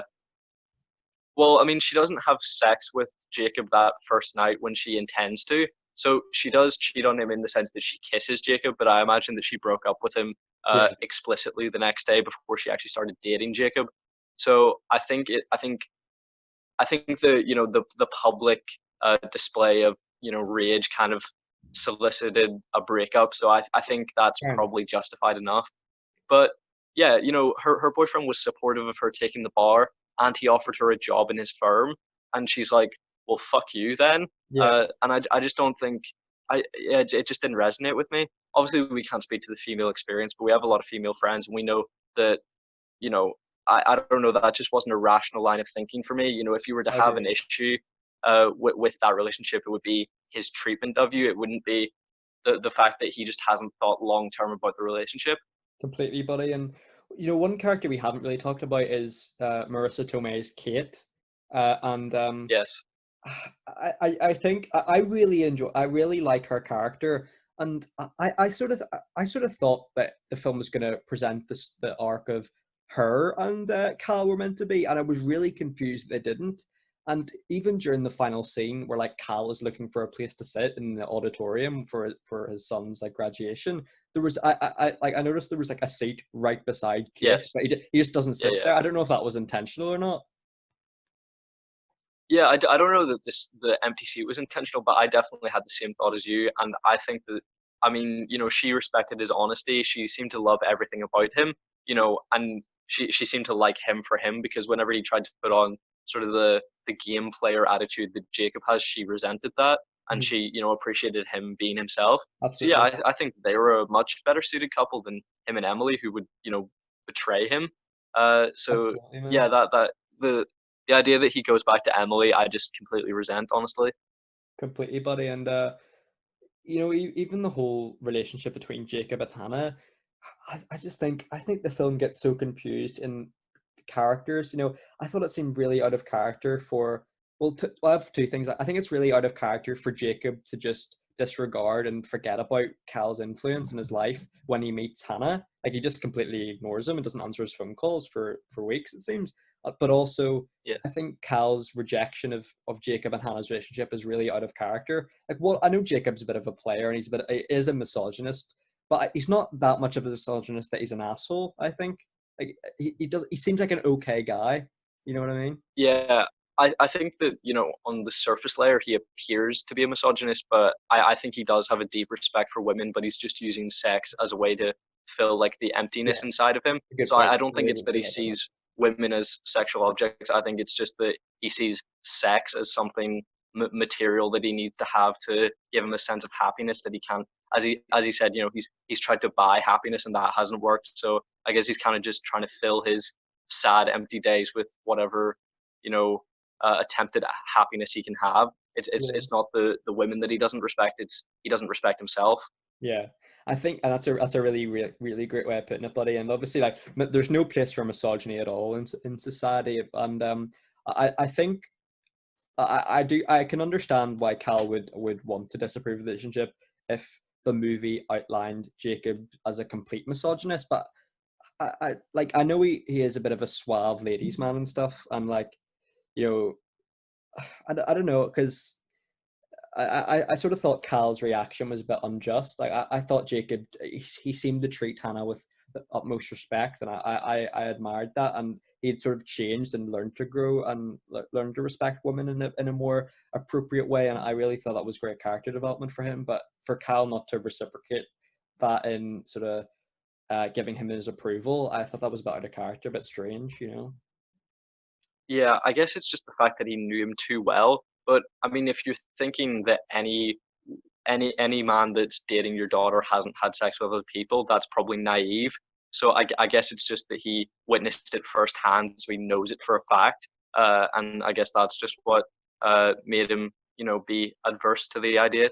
Yeah, But in the first evening that Hannah and Jacob spend together, uh, Jacob finally, breaks down his walls and starts talking about himself, because he's previously outlined the rule that you never say anything personal about yourself. But because he can actually see a future with Hannah, he asks her to ask him a personal question. yeah, And when he's describing his mother and his father, uh, we can see that he's clearly emotional. And then when he describes his father, I didn't notice until this watch that he's describing Cal. And when he first meets Cal, he said, the reason that I'm helping you, let's just say you remind me of someone, and it's his dad.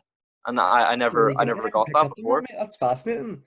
Wow, like that's really deep. So like maybe 'cause at the start, I sort of thought maybe the Cal Jacob dynamic was sort of going to be like a brotherly vibe, where Jacob was like the younger, like cool, more socially aware younger brother. But it seems like there is more of a father son dynamic there. That's really interesting that you mentioned that, mate.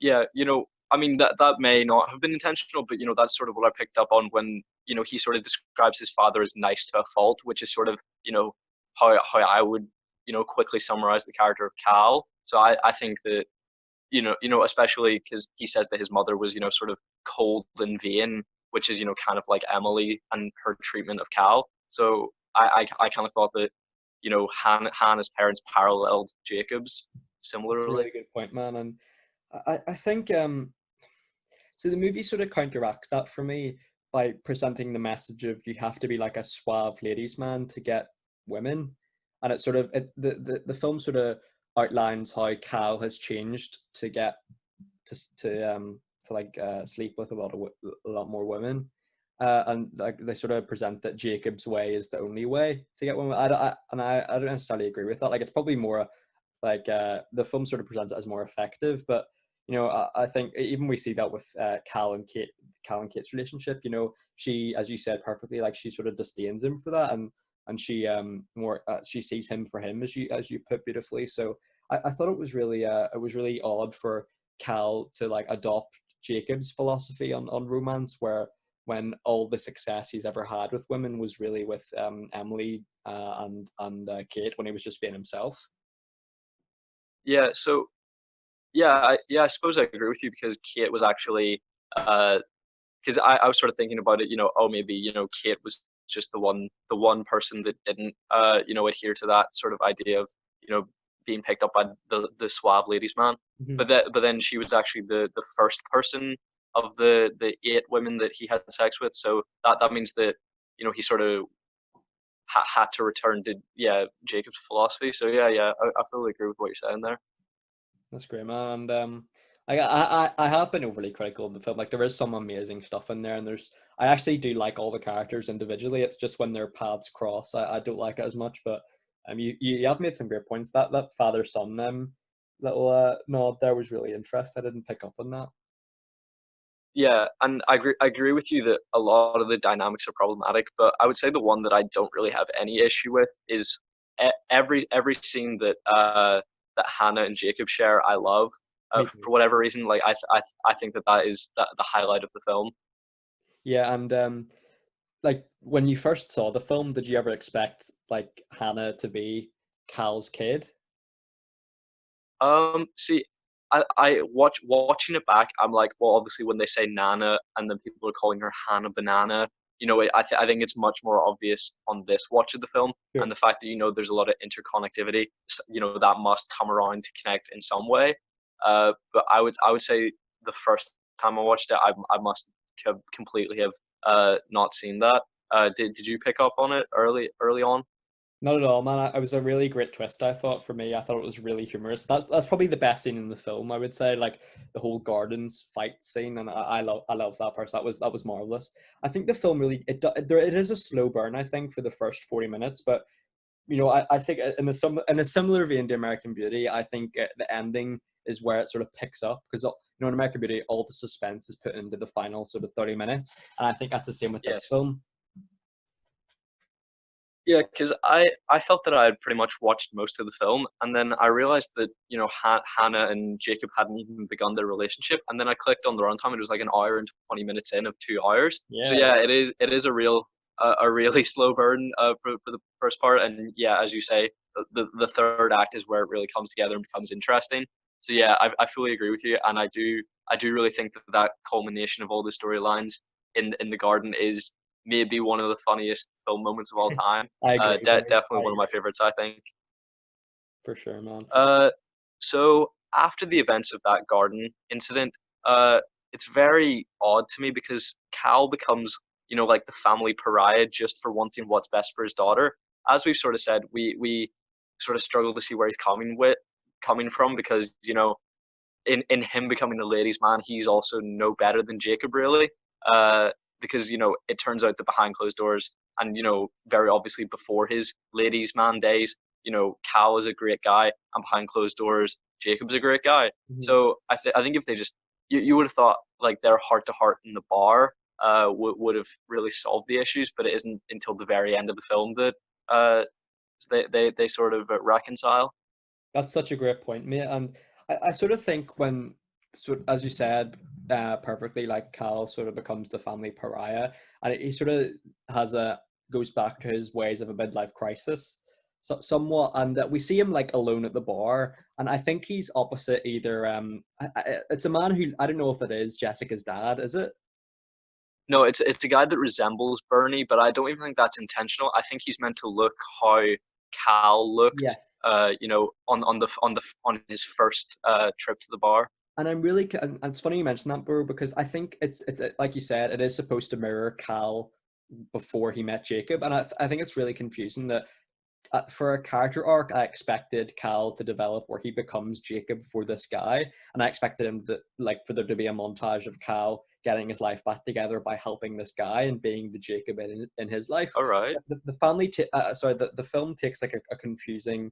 I think gets a confusing message of, you know, and again go back to like when you find the one you never give up, and there's the decorations of love just seemed really rushed to me. I think Cal would have been more worthwhile assuming the Jacob role than rather than sort of interrupting his own son's graduation speech. Yeah.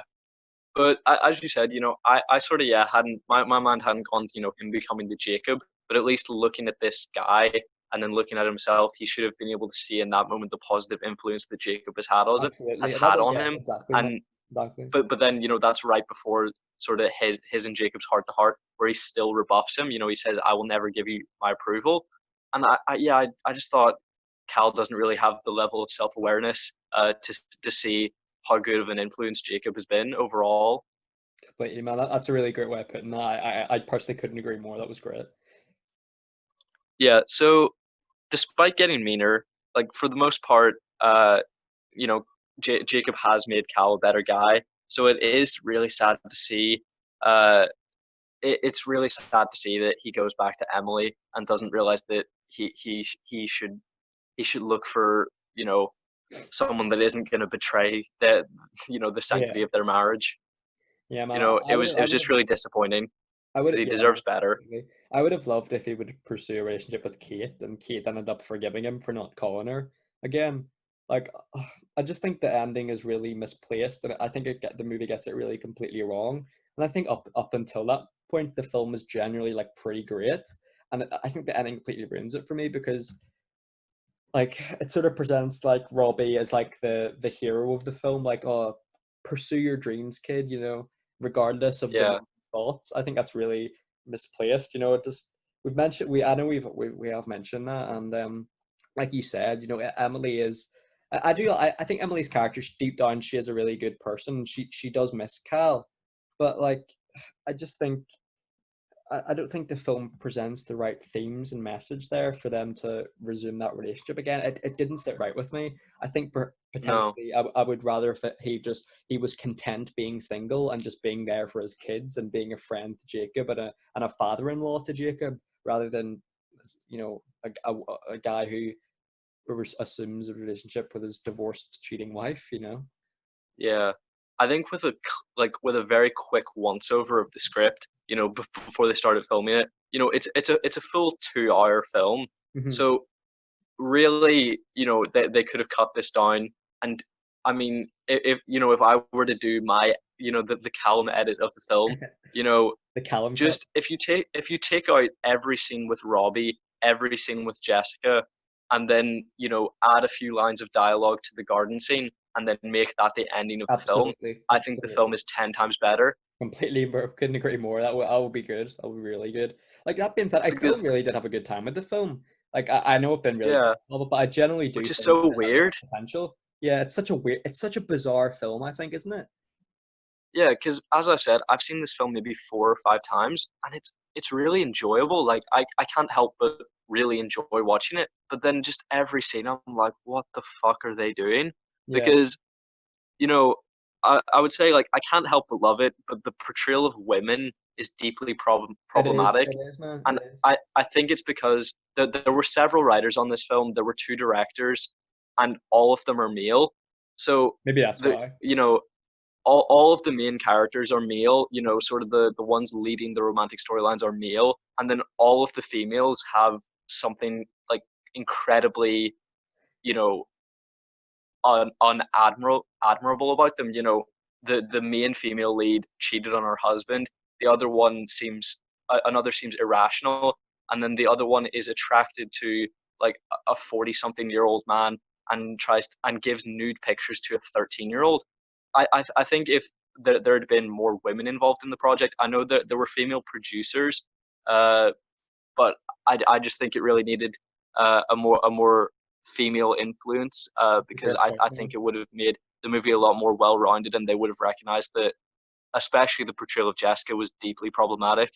I agree, man. And like, this is going to be quite a weird thing for me to say, but this film and Love Rosie, and I really do really like and enjoy Love Rosie, but I think that they're the widest films I've ever seen. It's like what it's like. It's like a stereotype, like but quite literally as well, because like there are all the actors are white. Yeah, yeah, for some reason that sort of awkward period in Hollywood, there just wasn't enough diversity, and it is a shame to say. Yeah, and and all the actors are really great actors, of course they are, you know, and they give fantastic performances in this. Particularly Steve Carell and I think Julianne Moore is quite great in this, and as we mentioned, but like, and when I say it's the widest film I've ever seen, I do mean it literally, but I also mean as in like it's like all those guys got together and thought this is how, you know, this is how men act to get love. Like it's the suave ladies man way or the highway. You know what I mean? And I think the film's message is real. I know I've banged on about the message of the film quite a lot, Yeah, but I think the message of the film is really fundamentally flawed, and I think the ending sort of presents the fact that like I don't know, like it just sort of seems like that they understand each individual character, but when they come to intersect and like begin relationships with each other, it just seems like a bit of a mess, you know? yeah. So, did you want to jump into ratings for the film? Yeah, man. So like, what I wanted to say, like, sort of at the start of the episode, uh, I think this film is really hit or miss because I think the film was real. I got to hand it to the writing team and the producers. I think the film is very self aware in the fact that maybe the message is supposed to be flawed because the title of the film is Crazy Stupid Love. I think maybe it is self aware and it's ironically saying that it's okay, like it understands it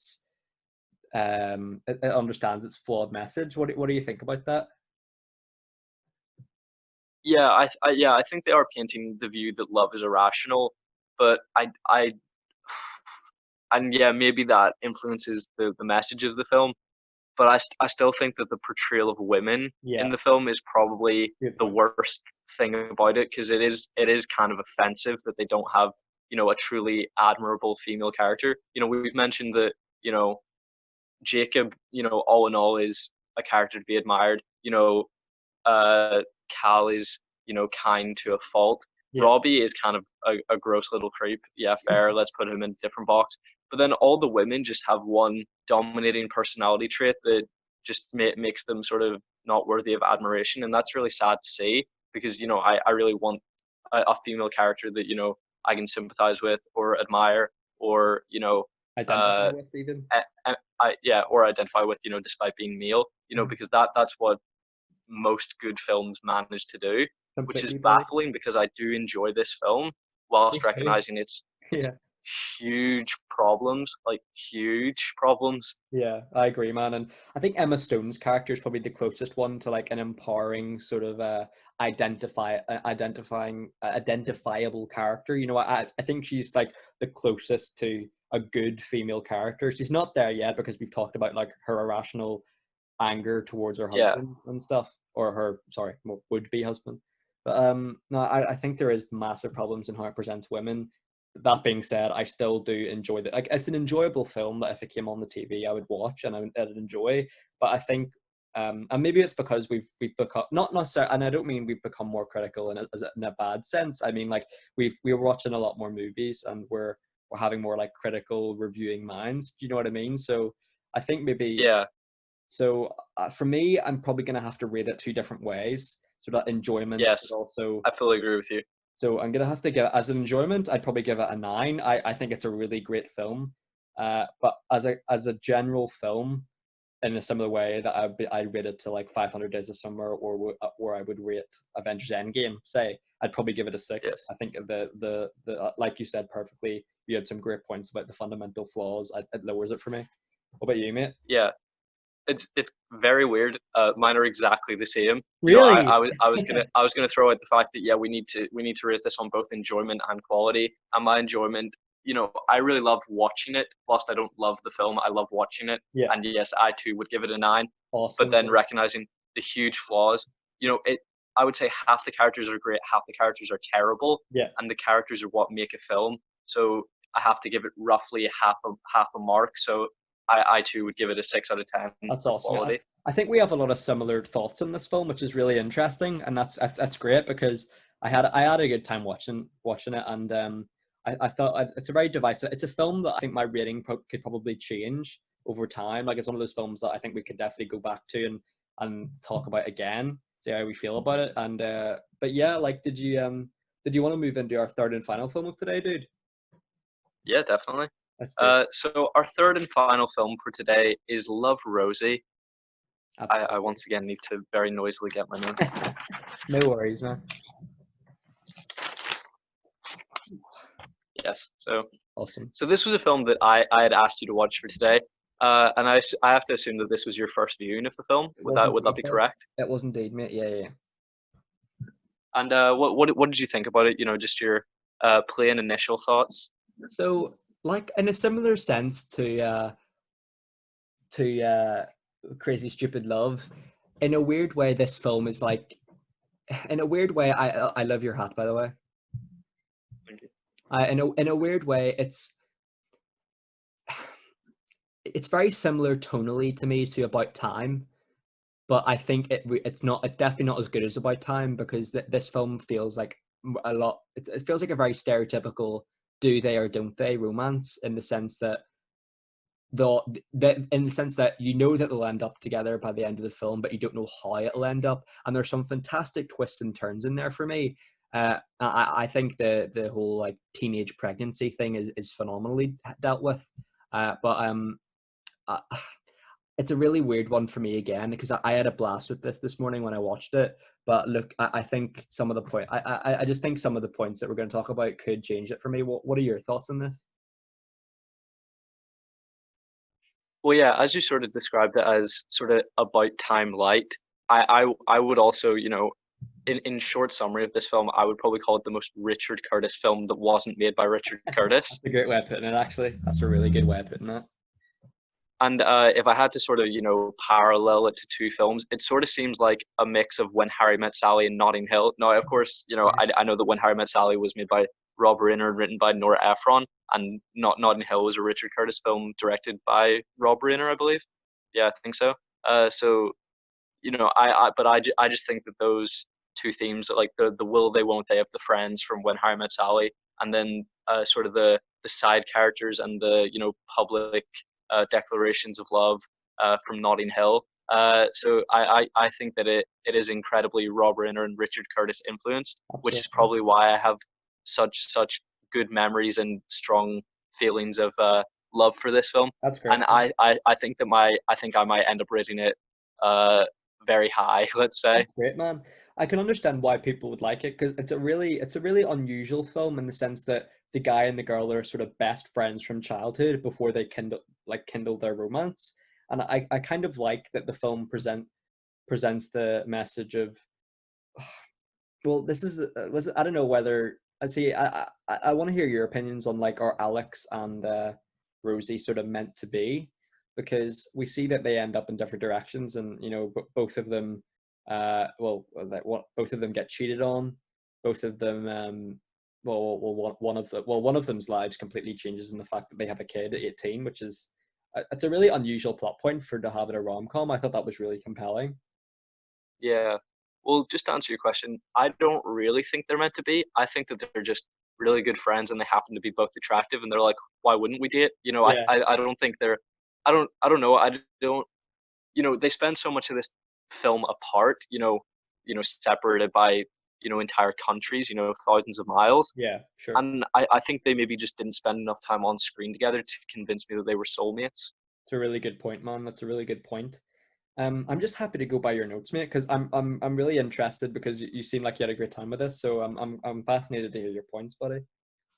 yeah. So I first saw this film maybe 4 years ago, and I've maybe watched it 5 or 6 times since. Oh, cool. And I just have so much love for it, almost to the degree of About Time. Really? Even though I can recognize flaws with it, but I love it so much, and It's it a is really one of my sweet favorite film. films of It's a all really time. sweet film, isn't it? Yeah, incredibly, and I don't know, it just gives me such optimism and positive feelings towards romance. I don't know, it just makes me I love feel that, man. really happy. Uh, but the first initial thought I had when I was watching this film yesterday was Lily Collins' English accent is perhaps the best I've ever heard. Is she American? She's English American, but she has an American accent, Really? I quite would have like thought. a Really? strong American Wow. accent, yes. I thought they were both And British actors. That's crazy, man. yeah, Sam Claflin is English, but Lily Collins has an American accent, and I don't know. I was surprised to go back to it and still be impressed because initially when I watched, let's say, Bridget Jones's Diary, I was thinking, oh, phew, this English accent's brilliant. And then going back to it, Renee Zellweger's accent is quite questionable, let's say. Uh, but I just thought it was pitch perfect in this Okay. film. Listen, man, I have a couple of questions to ask you about the actors. One, does Sure. Lily Collins remind you of Lily James? And two, does the guy who plays Alex remind you of a cross between Nicholas Hoult and Eddie Redmayne? Do you mean just in appearance? Both appearance and overall like vibes. Yeah, I think Lily Collins and Lily James have a very similar, sweet, wholesome, like, girl next door that you would fall in love with Yeah, vibe. yeah. Uh, so I don't see a physical similarity, but I do definitely see the physical resemblance that you've mentioned with Sam Claflin. Yeah, I think both have undeniable chemistry for sure. It kind of reminds me of like a Emma Stone, Andrew Garfield vibe. These guys weren't dating off screen or anything because I would have thought they were, because their chemistry is that good. Yeah, no, Sam Claflin was actually uh, I don't know whether he was just in a engagement or serious relationship or marriage with Laura Haddock, who plays Really Star Lord's mom in Guardians of the cool, Galaxy. cool, cool. Uh, so I think from 2014. So yeah, I mean it is some of the best on-screen chemistry I've ever seen. I don't think I've seen a film convince me that they were best friends as strongly as this film has. Completely, buddy. I couldn't agree more. That was a really great way of putting it. Just because I think it's quite easy to convey two people meeting in their adulthood and falling in love, but the fact that they were able to establish a connection, that they've been friends since they were 5 years old, Hmm. even by starting at age 18. It was really surprising. Completely, buddy. I think what the film's biggest strength lies in the character of Rosie. Would you agree that she would probably get the majority of the screen time when compared to Alex? Like for me, it's a Rosie film above an Alex film. Yeah, I would say that Rosie probably gets more screen time than any character, which I think is fair. Usually it's Absolutely. balanced between the male lead and the female lead, but often the female lead is more interesting. So I think that's a huge strength to this film. And you know what it is, man? Like, I'm a stereotypical like man movie watcher in the sense that I relate to the male characters, generally speaking, more than the female characters. But in this, I think Rosie is way more compelling than Alex. No disrespect to Alex's character, but I just thought Rosie was so compelling, and I really identified with some of her beliefs and stuff, and I thought she was such a great character. She's probably one of my favorite female protagonists and leads in cinema, really. Yeah, I fully agree. Uh, Speaking of the character of Rosie, one of the first scenes of the film is we see her 18th birthday party, and I don't know, it just looked like an absolute riot. Like I absolutely would want to go to an 18th like that. Absolutely. Uh, The and Crazy in Love I, is an absolute tune, isn't it? Yeah, I mean that was just mad. But I have to say it was a very different sight from our 18th birthdays because I think ours were a lot more civilized. They were, weren't they? Yeah, I mean like she basically went to like a low key rave, and Yeah. we were just having a well, I mean we didn't even drink on your birthday, but like we just had a few drinks. Few Actually, no, you bevies. didn't drink on my birthday either, did you? I don't think you drank on my birthday either. I don't think so. No, I didn't. But to be fair, like, No, but even still, on my own 18th, I was still civilized. how many free drinks did you get at the bar that day? Because they had some good they had some Oh, good ideas. so many. The bouncy castle thing, or it wasn't really a bouncy castle. It was like a thing that blew up air, and that you can get different drinks, couldn't you? So that was a really Yeah, good so idea. in one of our local bars, if you go there on a Friday night, they have this sort of thing that you stand in and they blow like these pieces of paper around you, and if you catch a certain number, you get a free drink. And a lot of my mates had to leave early, so they would give me their vouchers. So I probably got like 6 free drinks. Uh, but I mean, I didn't even get drunk because they were so like watered down and full of sugar. So like I nearly vomited from the sugar, not from the alcohol. Yeah, that was a really good. That was one of the best nights in recent memory. Like that was fun. I love that. We should go. We That should was a go there top night, again honestly. when it reopens. 100%, yeah.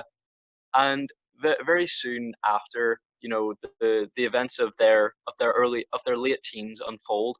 And I just wanted to ask you, because I find sort of the silliness of them playing like their 18 to 30-year-old selves hilarious, because it is so silly, but I really enjoyed it. But did it sort of lack believability for you?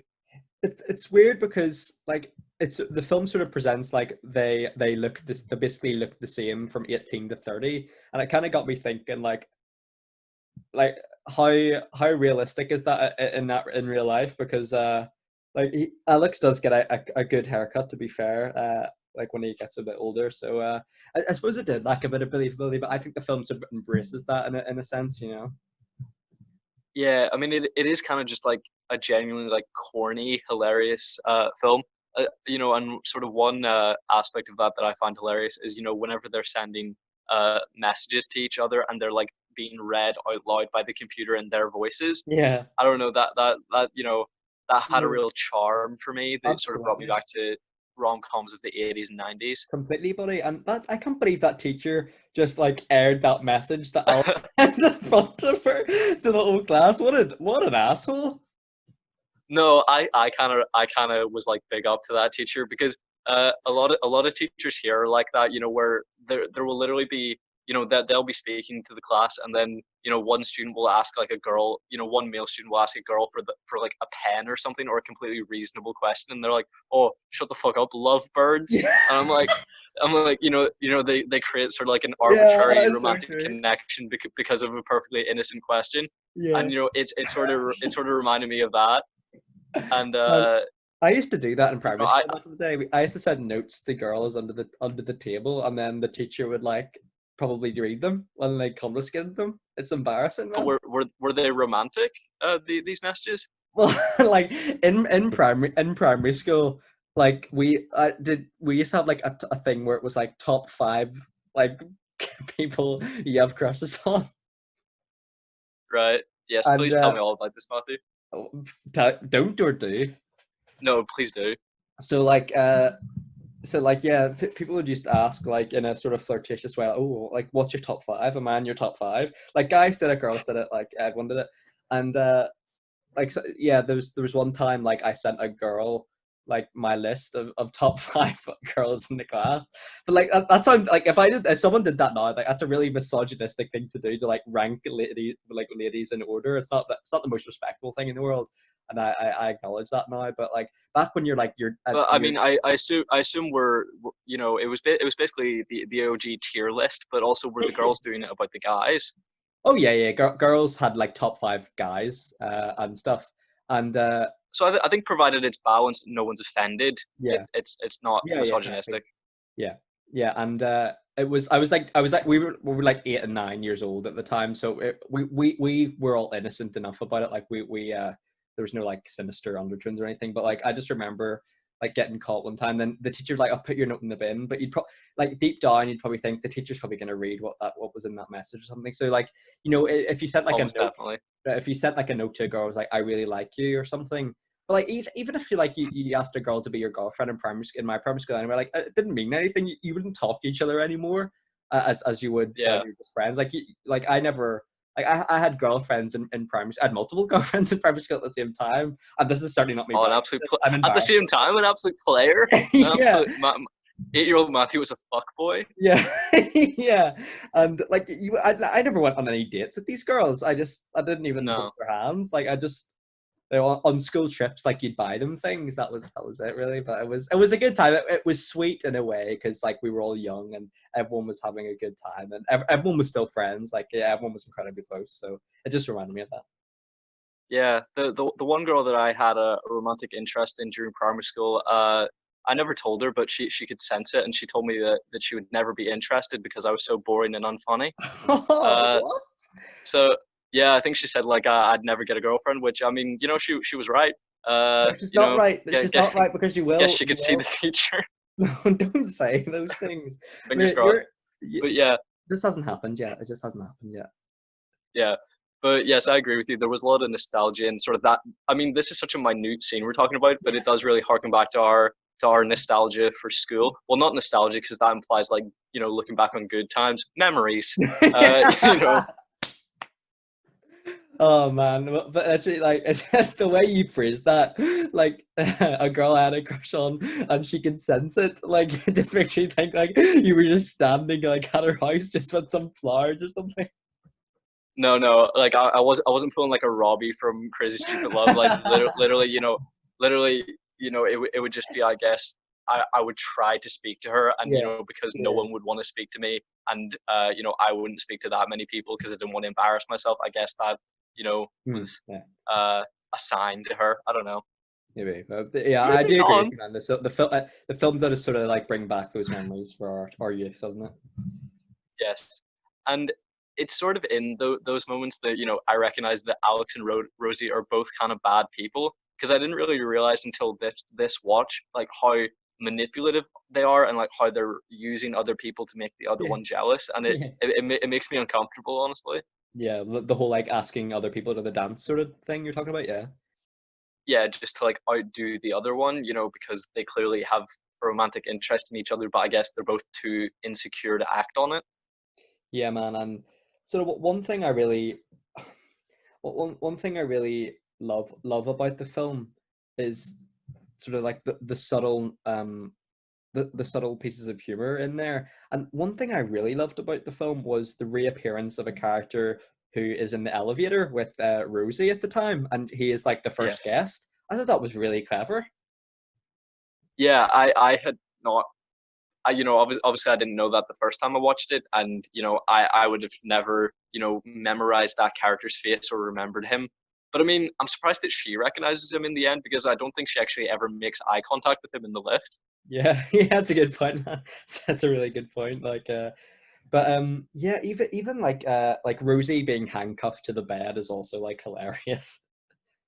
Yeah, there are some really highlights of comedy in this film, and Completely, I buddy. would say one of them has to be the incredibly uncomfortable, 3 second sex scene, Yeah, which is just horrifying to watch because yeah, I'm sure that is indicative of a lot of teenagers, first sexual experience and how it's sort of that thing in 500 Days of Summer, expectation versus reality. sure, yeah, And people dream of their prom night or their formal night, and maybe that being if they have a boyfriend or girlfriend, that being the night that they finally have sex. yeah. And I feel like this went to the side of reality over expectation, and I Absolutely, buddy. respected this film for not you know glorifying being a teenager. There are painfully awkward times during that experience, Absolutely, and absolutely. I think this film is one of the most authentic I've ever seen about the teenage experience. I think you've hit the nail on the head there completely, buddy. And I think the film deals with complex issues like teenage pregnancy really well. Like it's like it's a common saying that like being a mum is like being a single mother is the hardest job in the world, and I think it definitely. I mean I honestly am not a single mother, but like I can imagine that Yes. is the hardest job. That is the hardest job in the world, you know. And did is the guy who plays Craig the same guy from Kingsman and Kingsman 2, the guy who like has a robotic arm? Oh, Charlie. Yeah, I had never noticed that. Maybe I'd they never. look so similar. Uh, yeah, they may well be. But yeah, I hadn't thought about that. But yes, I fully agree with you because we see over the course of the film that Katie becomes Rosie's #1 priority, and she is her entire life I love until that. until she grows up to be old enough to take care of herself, that Rosie can pursue a career. So yeah, it is very clear that being a single mother is the hardest job in the world, because it's the only one that is 24/7, 24/7. because Yeah. you have no one to relieve you of the work. And you know what it is, buddy? I think the film, like the film sort of presents that she's gonna give the child up for either adoption or well, adoption with the social worker and stuff. But I really respected the route it went down as well. Equally, that she sort of, her daughter Katie, she sort of becomes what she was with Alex. She has like a young youthful romance, and I love the film's message of like you just to nurture that and embrace that. And I felt like the character arc of Katie to become sort of somewhat of an accident to being a Rosie, essentially a younger Rosie, which I thought was great. And especially that in the final 15 minutes or so of the film, Katie's burgeoning romance with her best friend Toby actually teaches Rosie a lesson. So to begin her relationship with Yeah, Alex, she needed to learn the lesson from Katie. So if she hadn't had Katie, she probably never would have dated Alex. So really good point, bud. That's a yeah, really it's an incredible example of the right things happen at the right time for the right reason.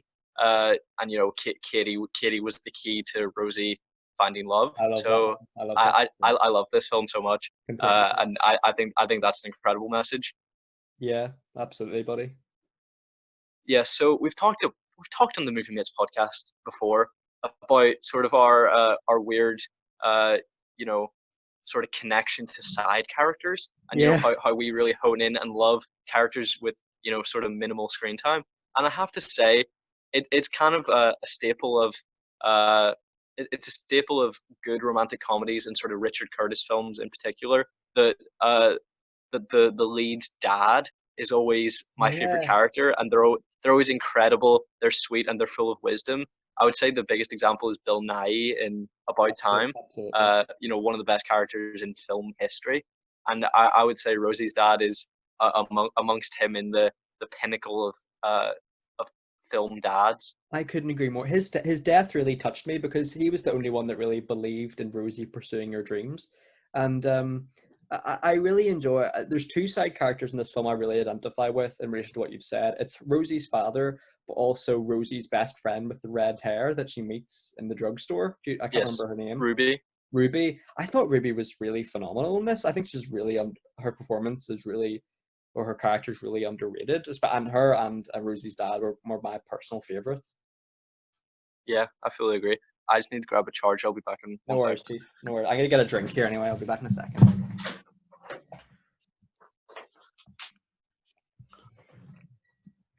Okay. So where were we? Well, you just said about Ruby and Rosie's Oh, dad being some of your favorite characters. absolutely. And So, go ahead, man. I mean, I was going to steer a different direction. So, if you had more on that. I just love Ruby's romance with the American geezer. They seem quite. He actually moves to England with her, and I think they're married because like, they just proposed in the car. I don't know if that was just a joke, but I thought they were so sweet. Yeah, I don't think that was a joke. I think it was. I mean, hopefully not like a daylight robbery. Hopefully, an intentional nod towards the Notting Hill romance between Sure. Spike and Honey. Sort of the immediate love at first sight and then proposal. So I loved seeing that. Hope providing that it was an homage and not a direct theft of Gavin plot. and Stacey style. So yeah, so I loved seeing that.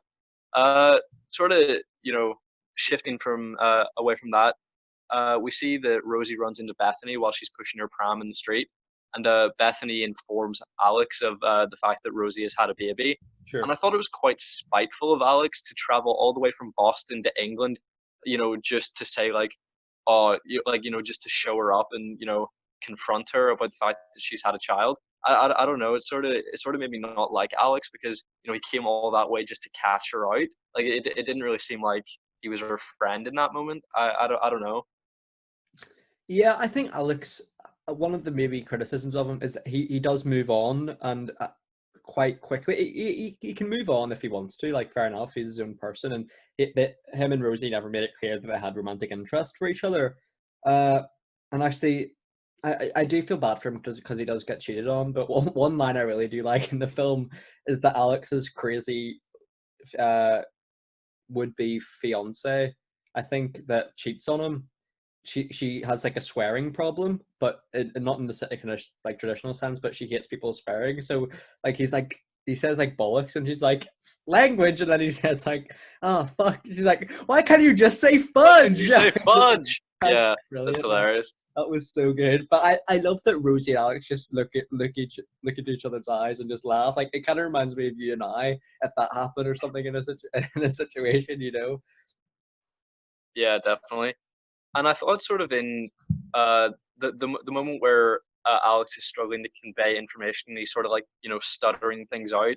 I thought that was uh, really Sam Claflin in this performance, especially trying to establish himself as the new Hugh Grant, because Really good point. Yeah. Hugh Grant is, his persona is like the awkward stuttering Englishman. So I think now that he's sort of stepped away from films for the most part, he doesn't do films frequently, and usually the films that he does do now aren't very good. He's sort of stepped away from doing like staple romantic comedy Yeah. films. I think Sam Claflin is primed and ready to take that Absolutely. Yeah. role.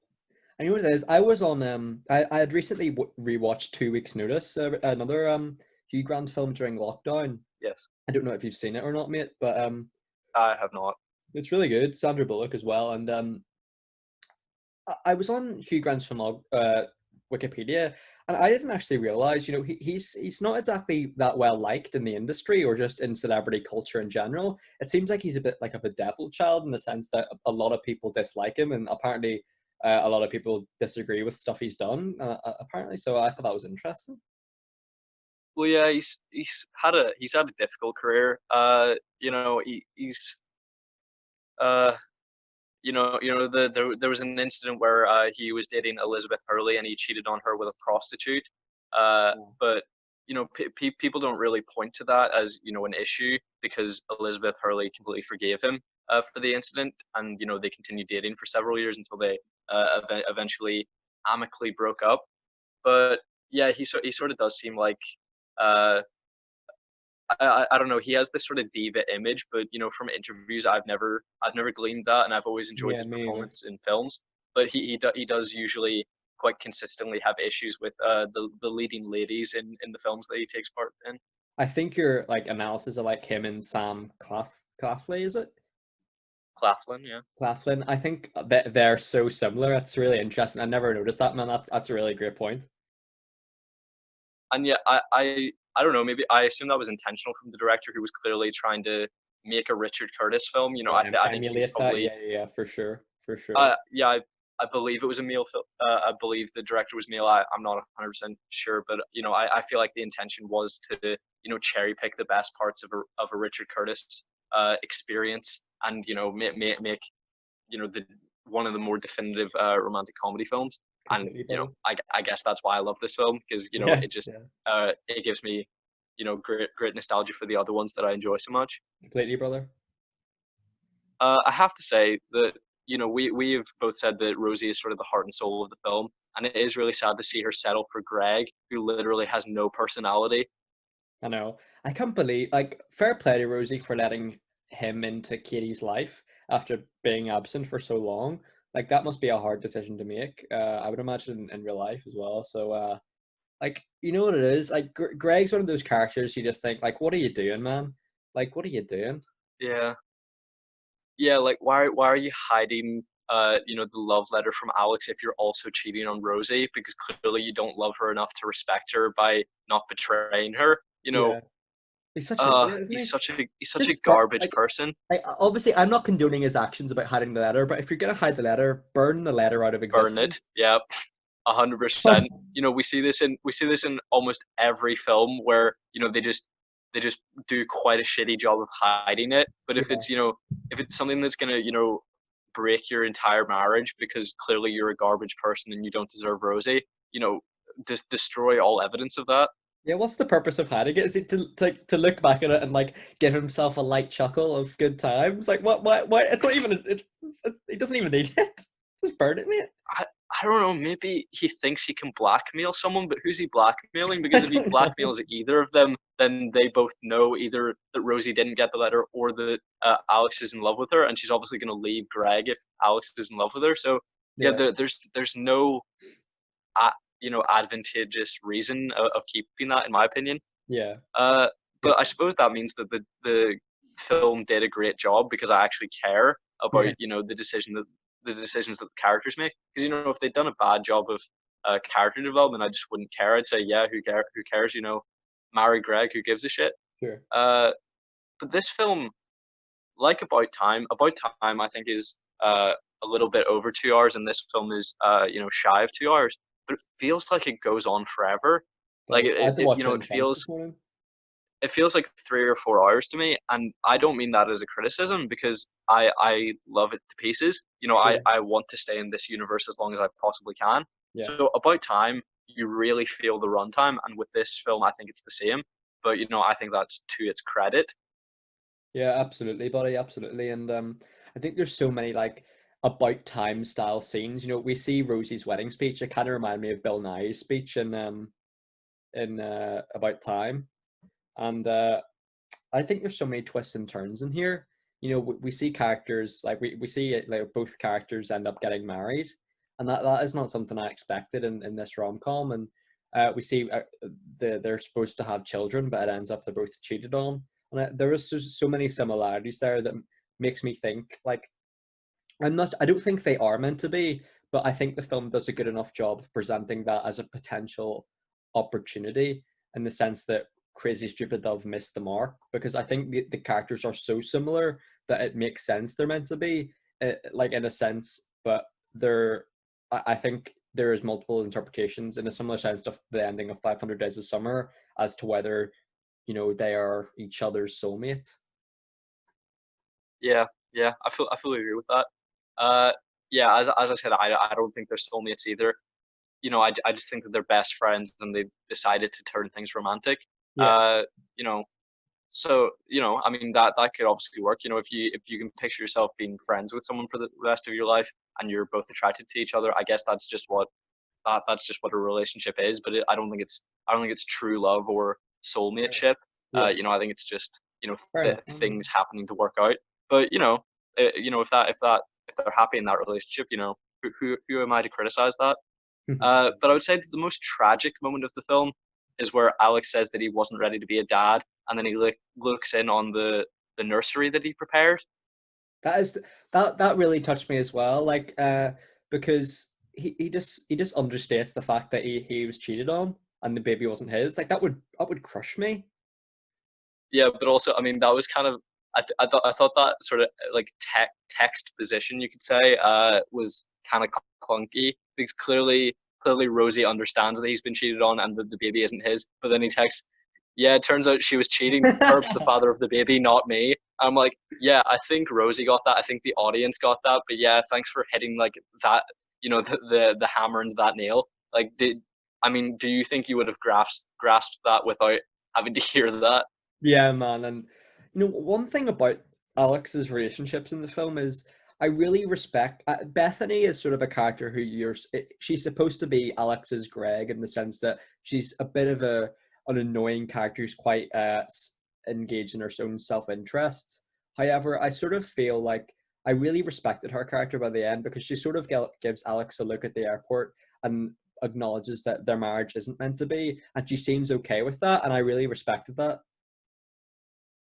Yeah, but I mean, I did look at the Wikipedia because sort of in some instances it's very clear, the temporal shift because it'll say however many years later. Sure. But apparently, between their wedding and sort of the final part of the film, the denouement when they're at the hotel, apparently years have passed. So he still spent years trying to make his marriage with Bethany work, which Really? I think, That's really unusual, isn't it? yeah. So yeah, so I thought, oh, like for her to buy a hotel, get enough money to do that and you know fix it up. I thought that would probably be months, but it was actually years. Wow. So I think for him to know that the marriage isn't going to work and that he's in love with Rosie more than he is with Bethany, I think it's unfair that he strung Bethany along for that number of I agree. years. Yeah, yeah, completely, bro.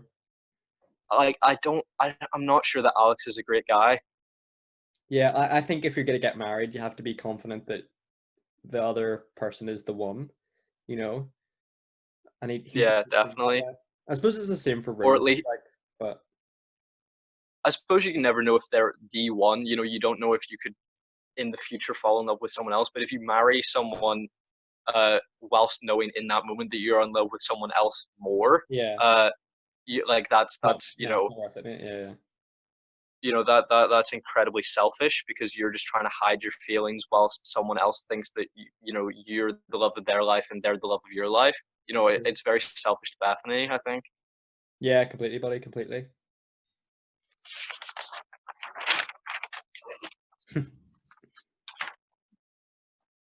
Yes. So I had, gone online to sort of check out the critical consensus for this film, and it's real bad. I'm really It's shocked at that. Really, Yeah, that's the crazy. Rotten Tomatoes is 33%, which obviously isn't, uh, it isn't the most accurate, measure of quality, because obviously we seem to routinely disagree with sort of the consensus on that website, but also it just seems widely people have quite a few things to criticize about this film.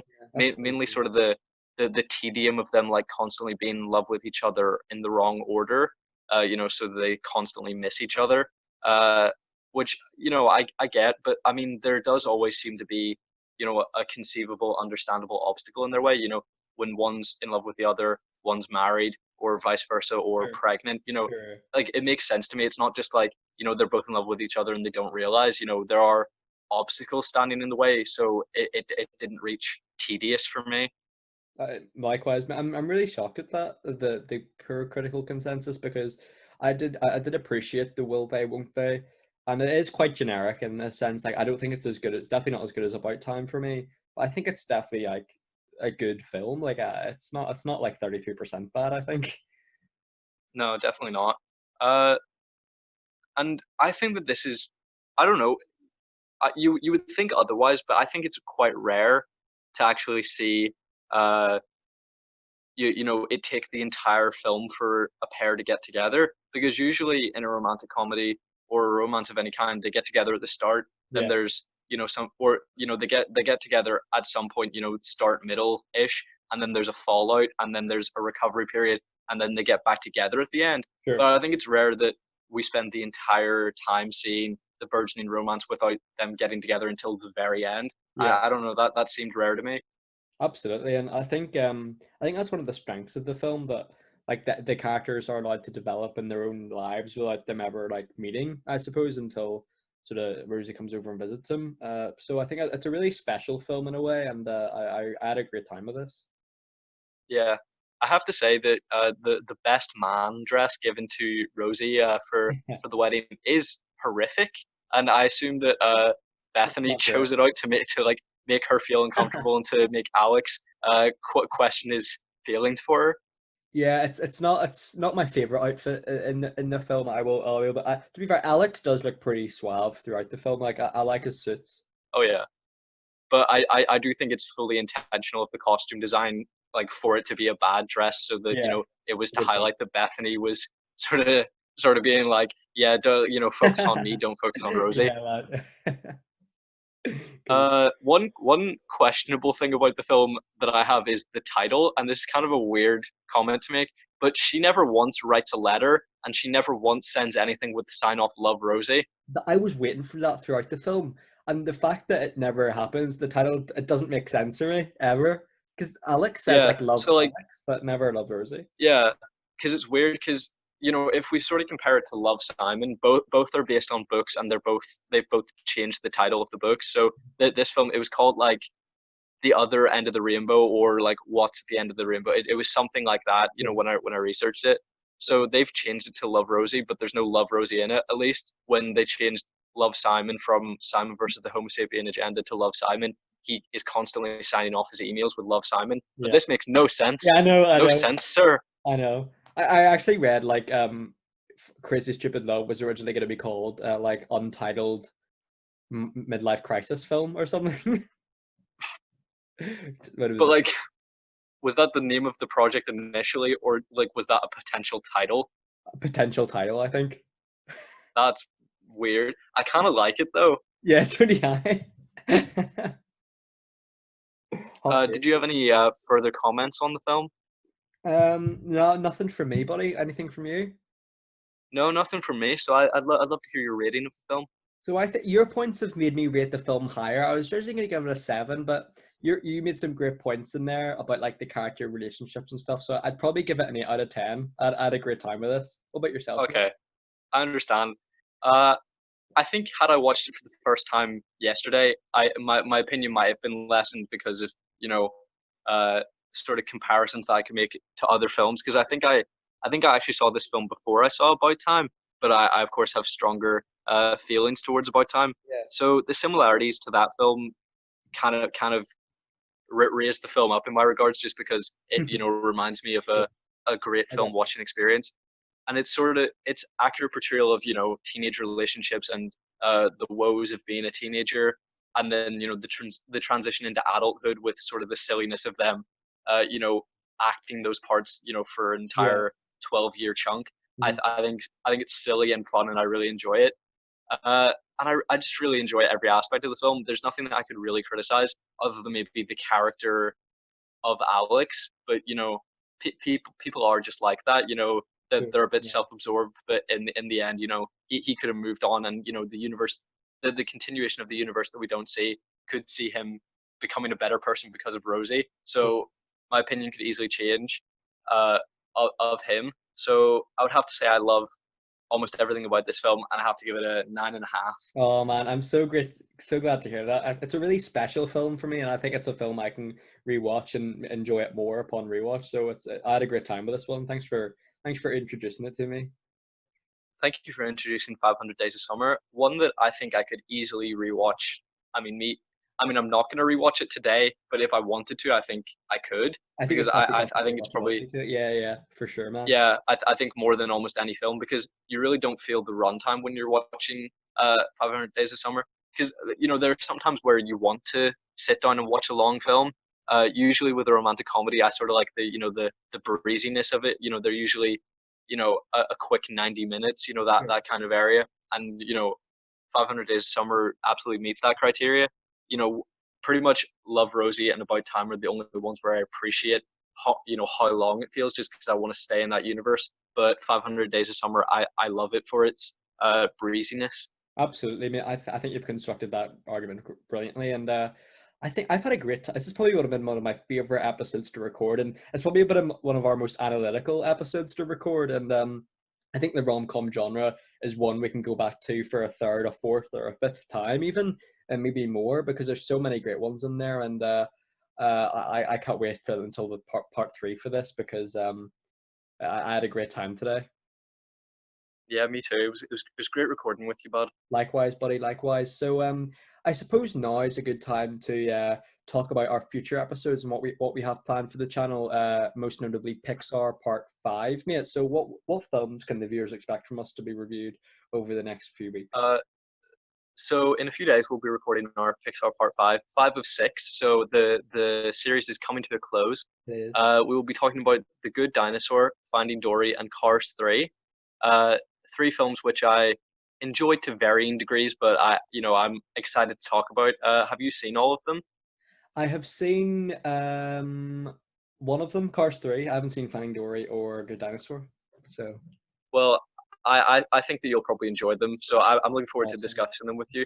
And then Like following that, I had the intention to have us cover some more popular series, including some more popular film series, intercut with some thematic episodes, sure. whilst also discussing further Disney films after we finished our Pixar series. So it was my hope that we could maybe do uh, Back to the Future Oh uh, yes. as our next episode after Pixar Part 5. Yeah, yeah. So how many films is that? That's three films.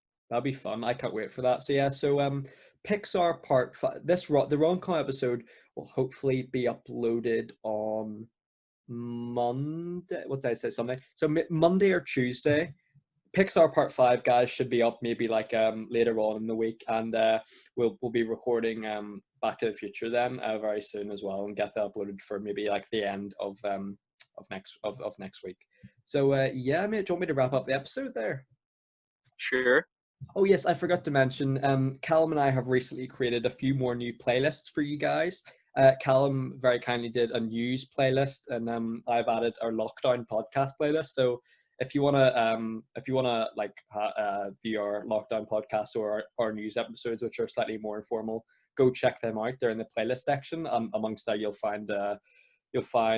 I'm sure we'll do a romantic comedy section now that we've got two parts. Yes, definitely. Yeah, and yeah, all our playlists are there, all our mini reviews, all our bonus episodes, all that good stuff. So go check that out. And yeah, thank you very much, Callum. Had a blast today. One of my favorite episodes I've recorded with you, mate. Honestly, it's a great one. Well, will it be added to the must-see movie mates? It has to be, doesn't it? It has to be. Yeah, I think this editing process today for you might be a bit more challenging because there were a lot of moments where I was just flicking through notes or where I just fucked off for a full 2 minutes. Well, listen, this is our longest podcast we ever done. This looks like it might be well, certainly over 2 hours, nearly 2.5 hours. So this is a really fun one. Yeah, I really loved speaking with you today, and I look forward to discussing Pixar very soon. Likewise, mate. So yeah, please be sure to like, subscribe, and comment your thoughts on these romantic comedies in the comment section down below, and email us with any questions or potential episode suggestions at moviematespodcast@gmail.com. And yeah, thank you very much, Callum. Thank you very much, everyone, and take care, and bye bye. Bye bye.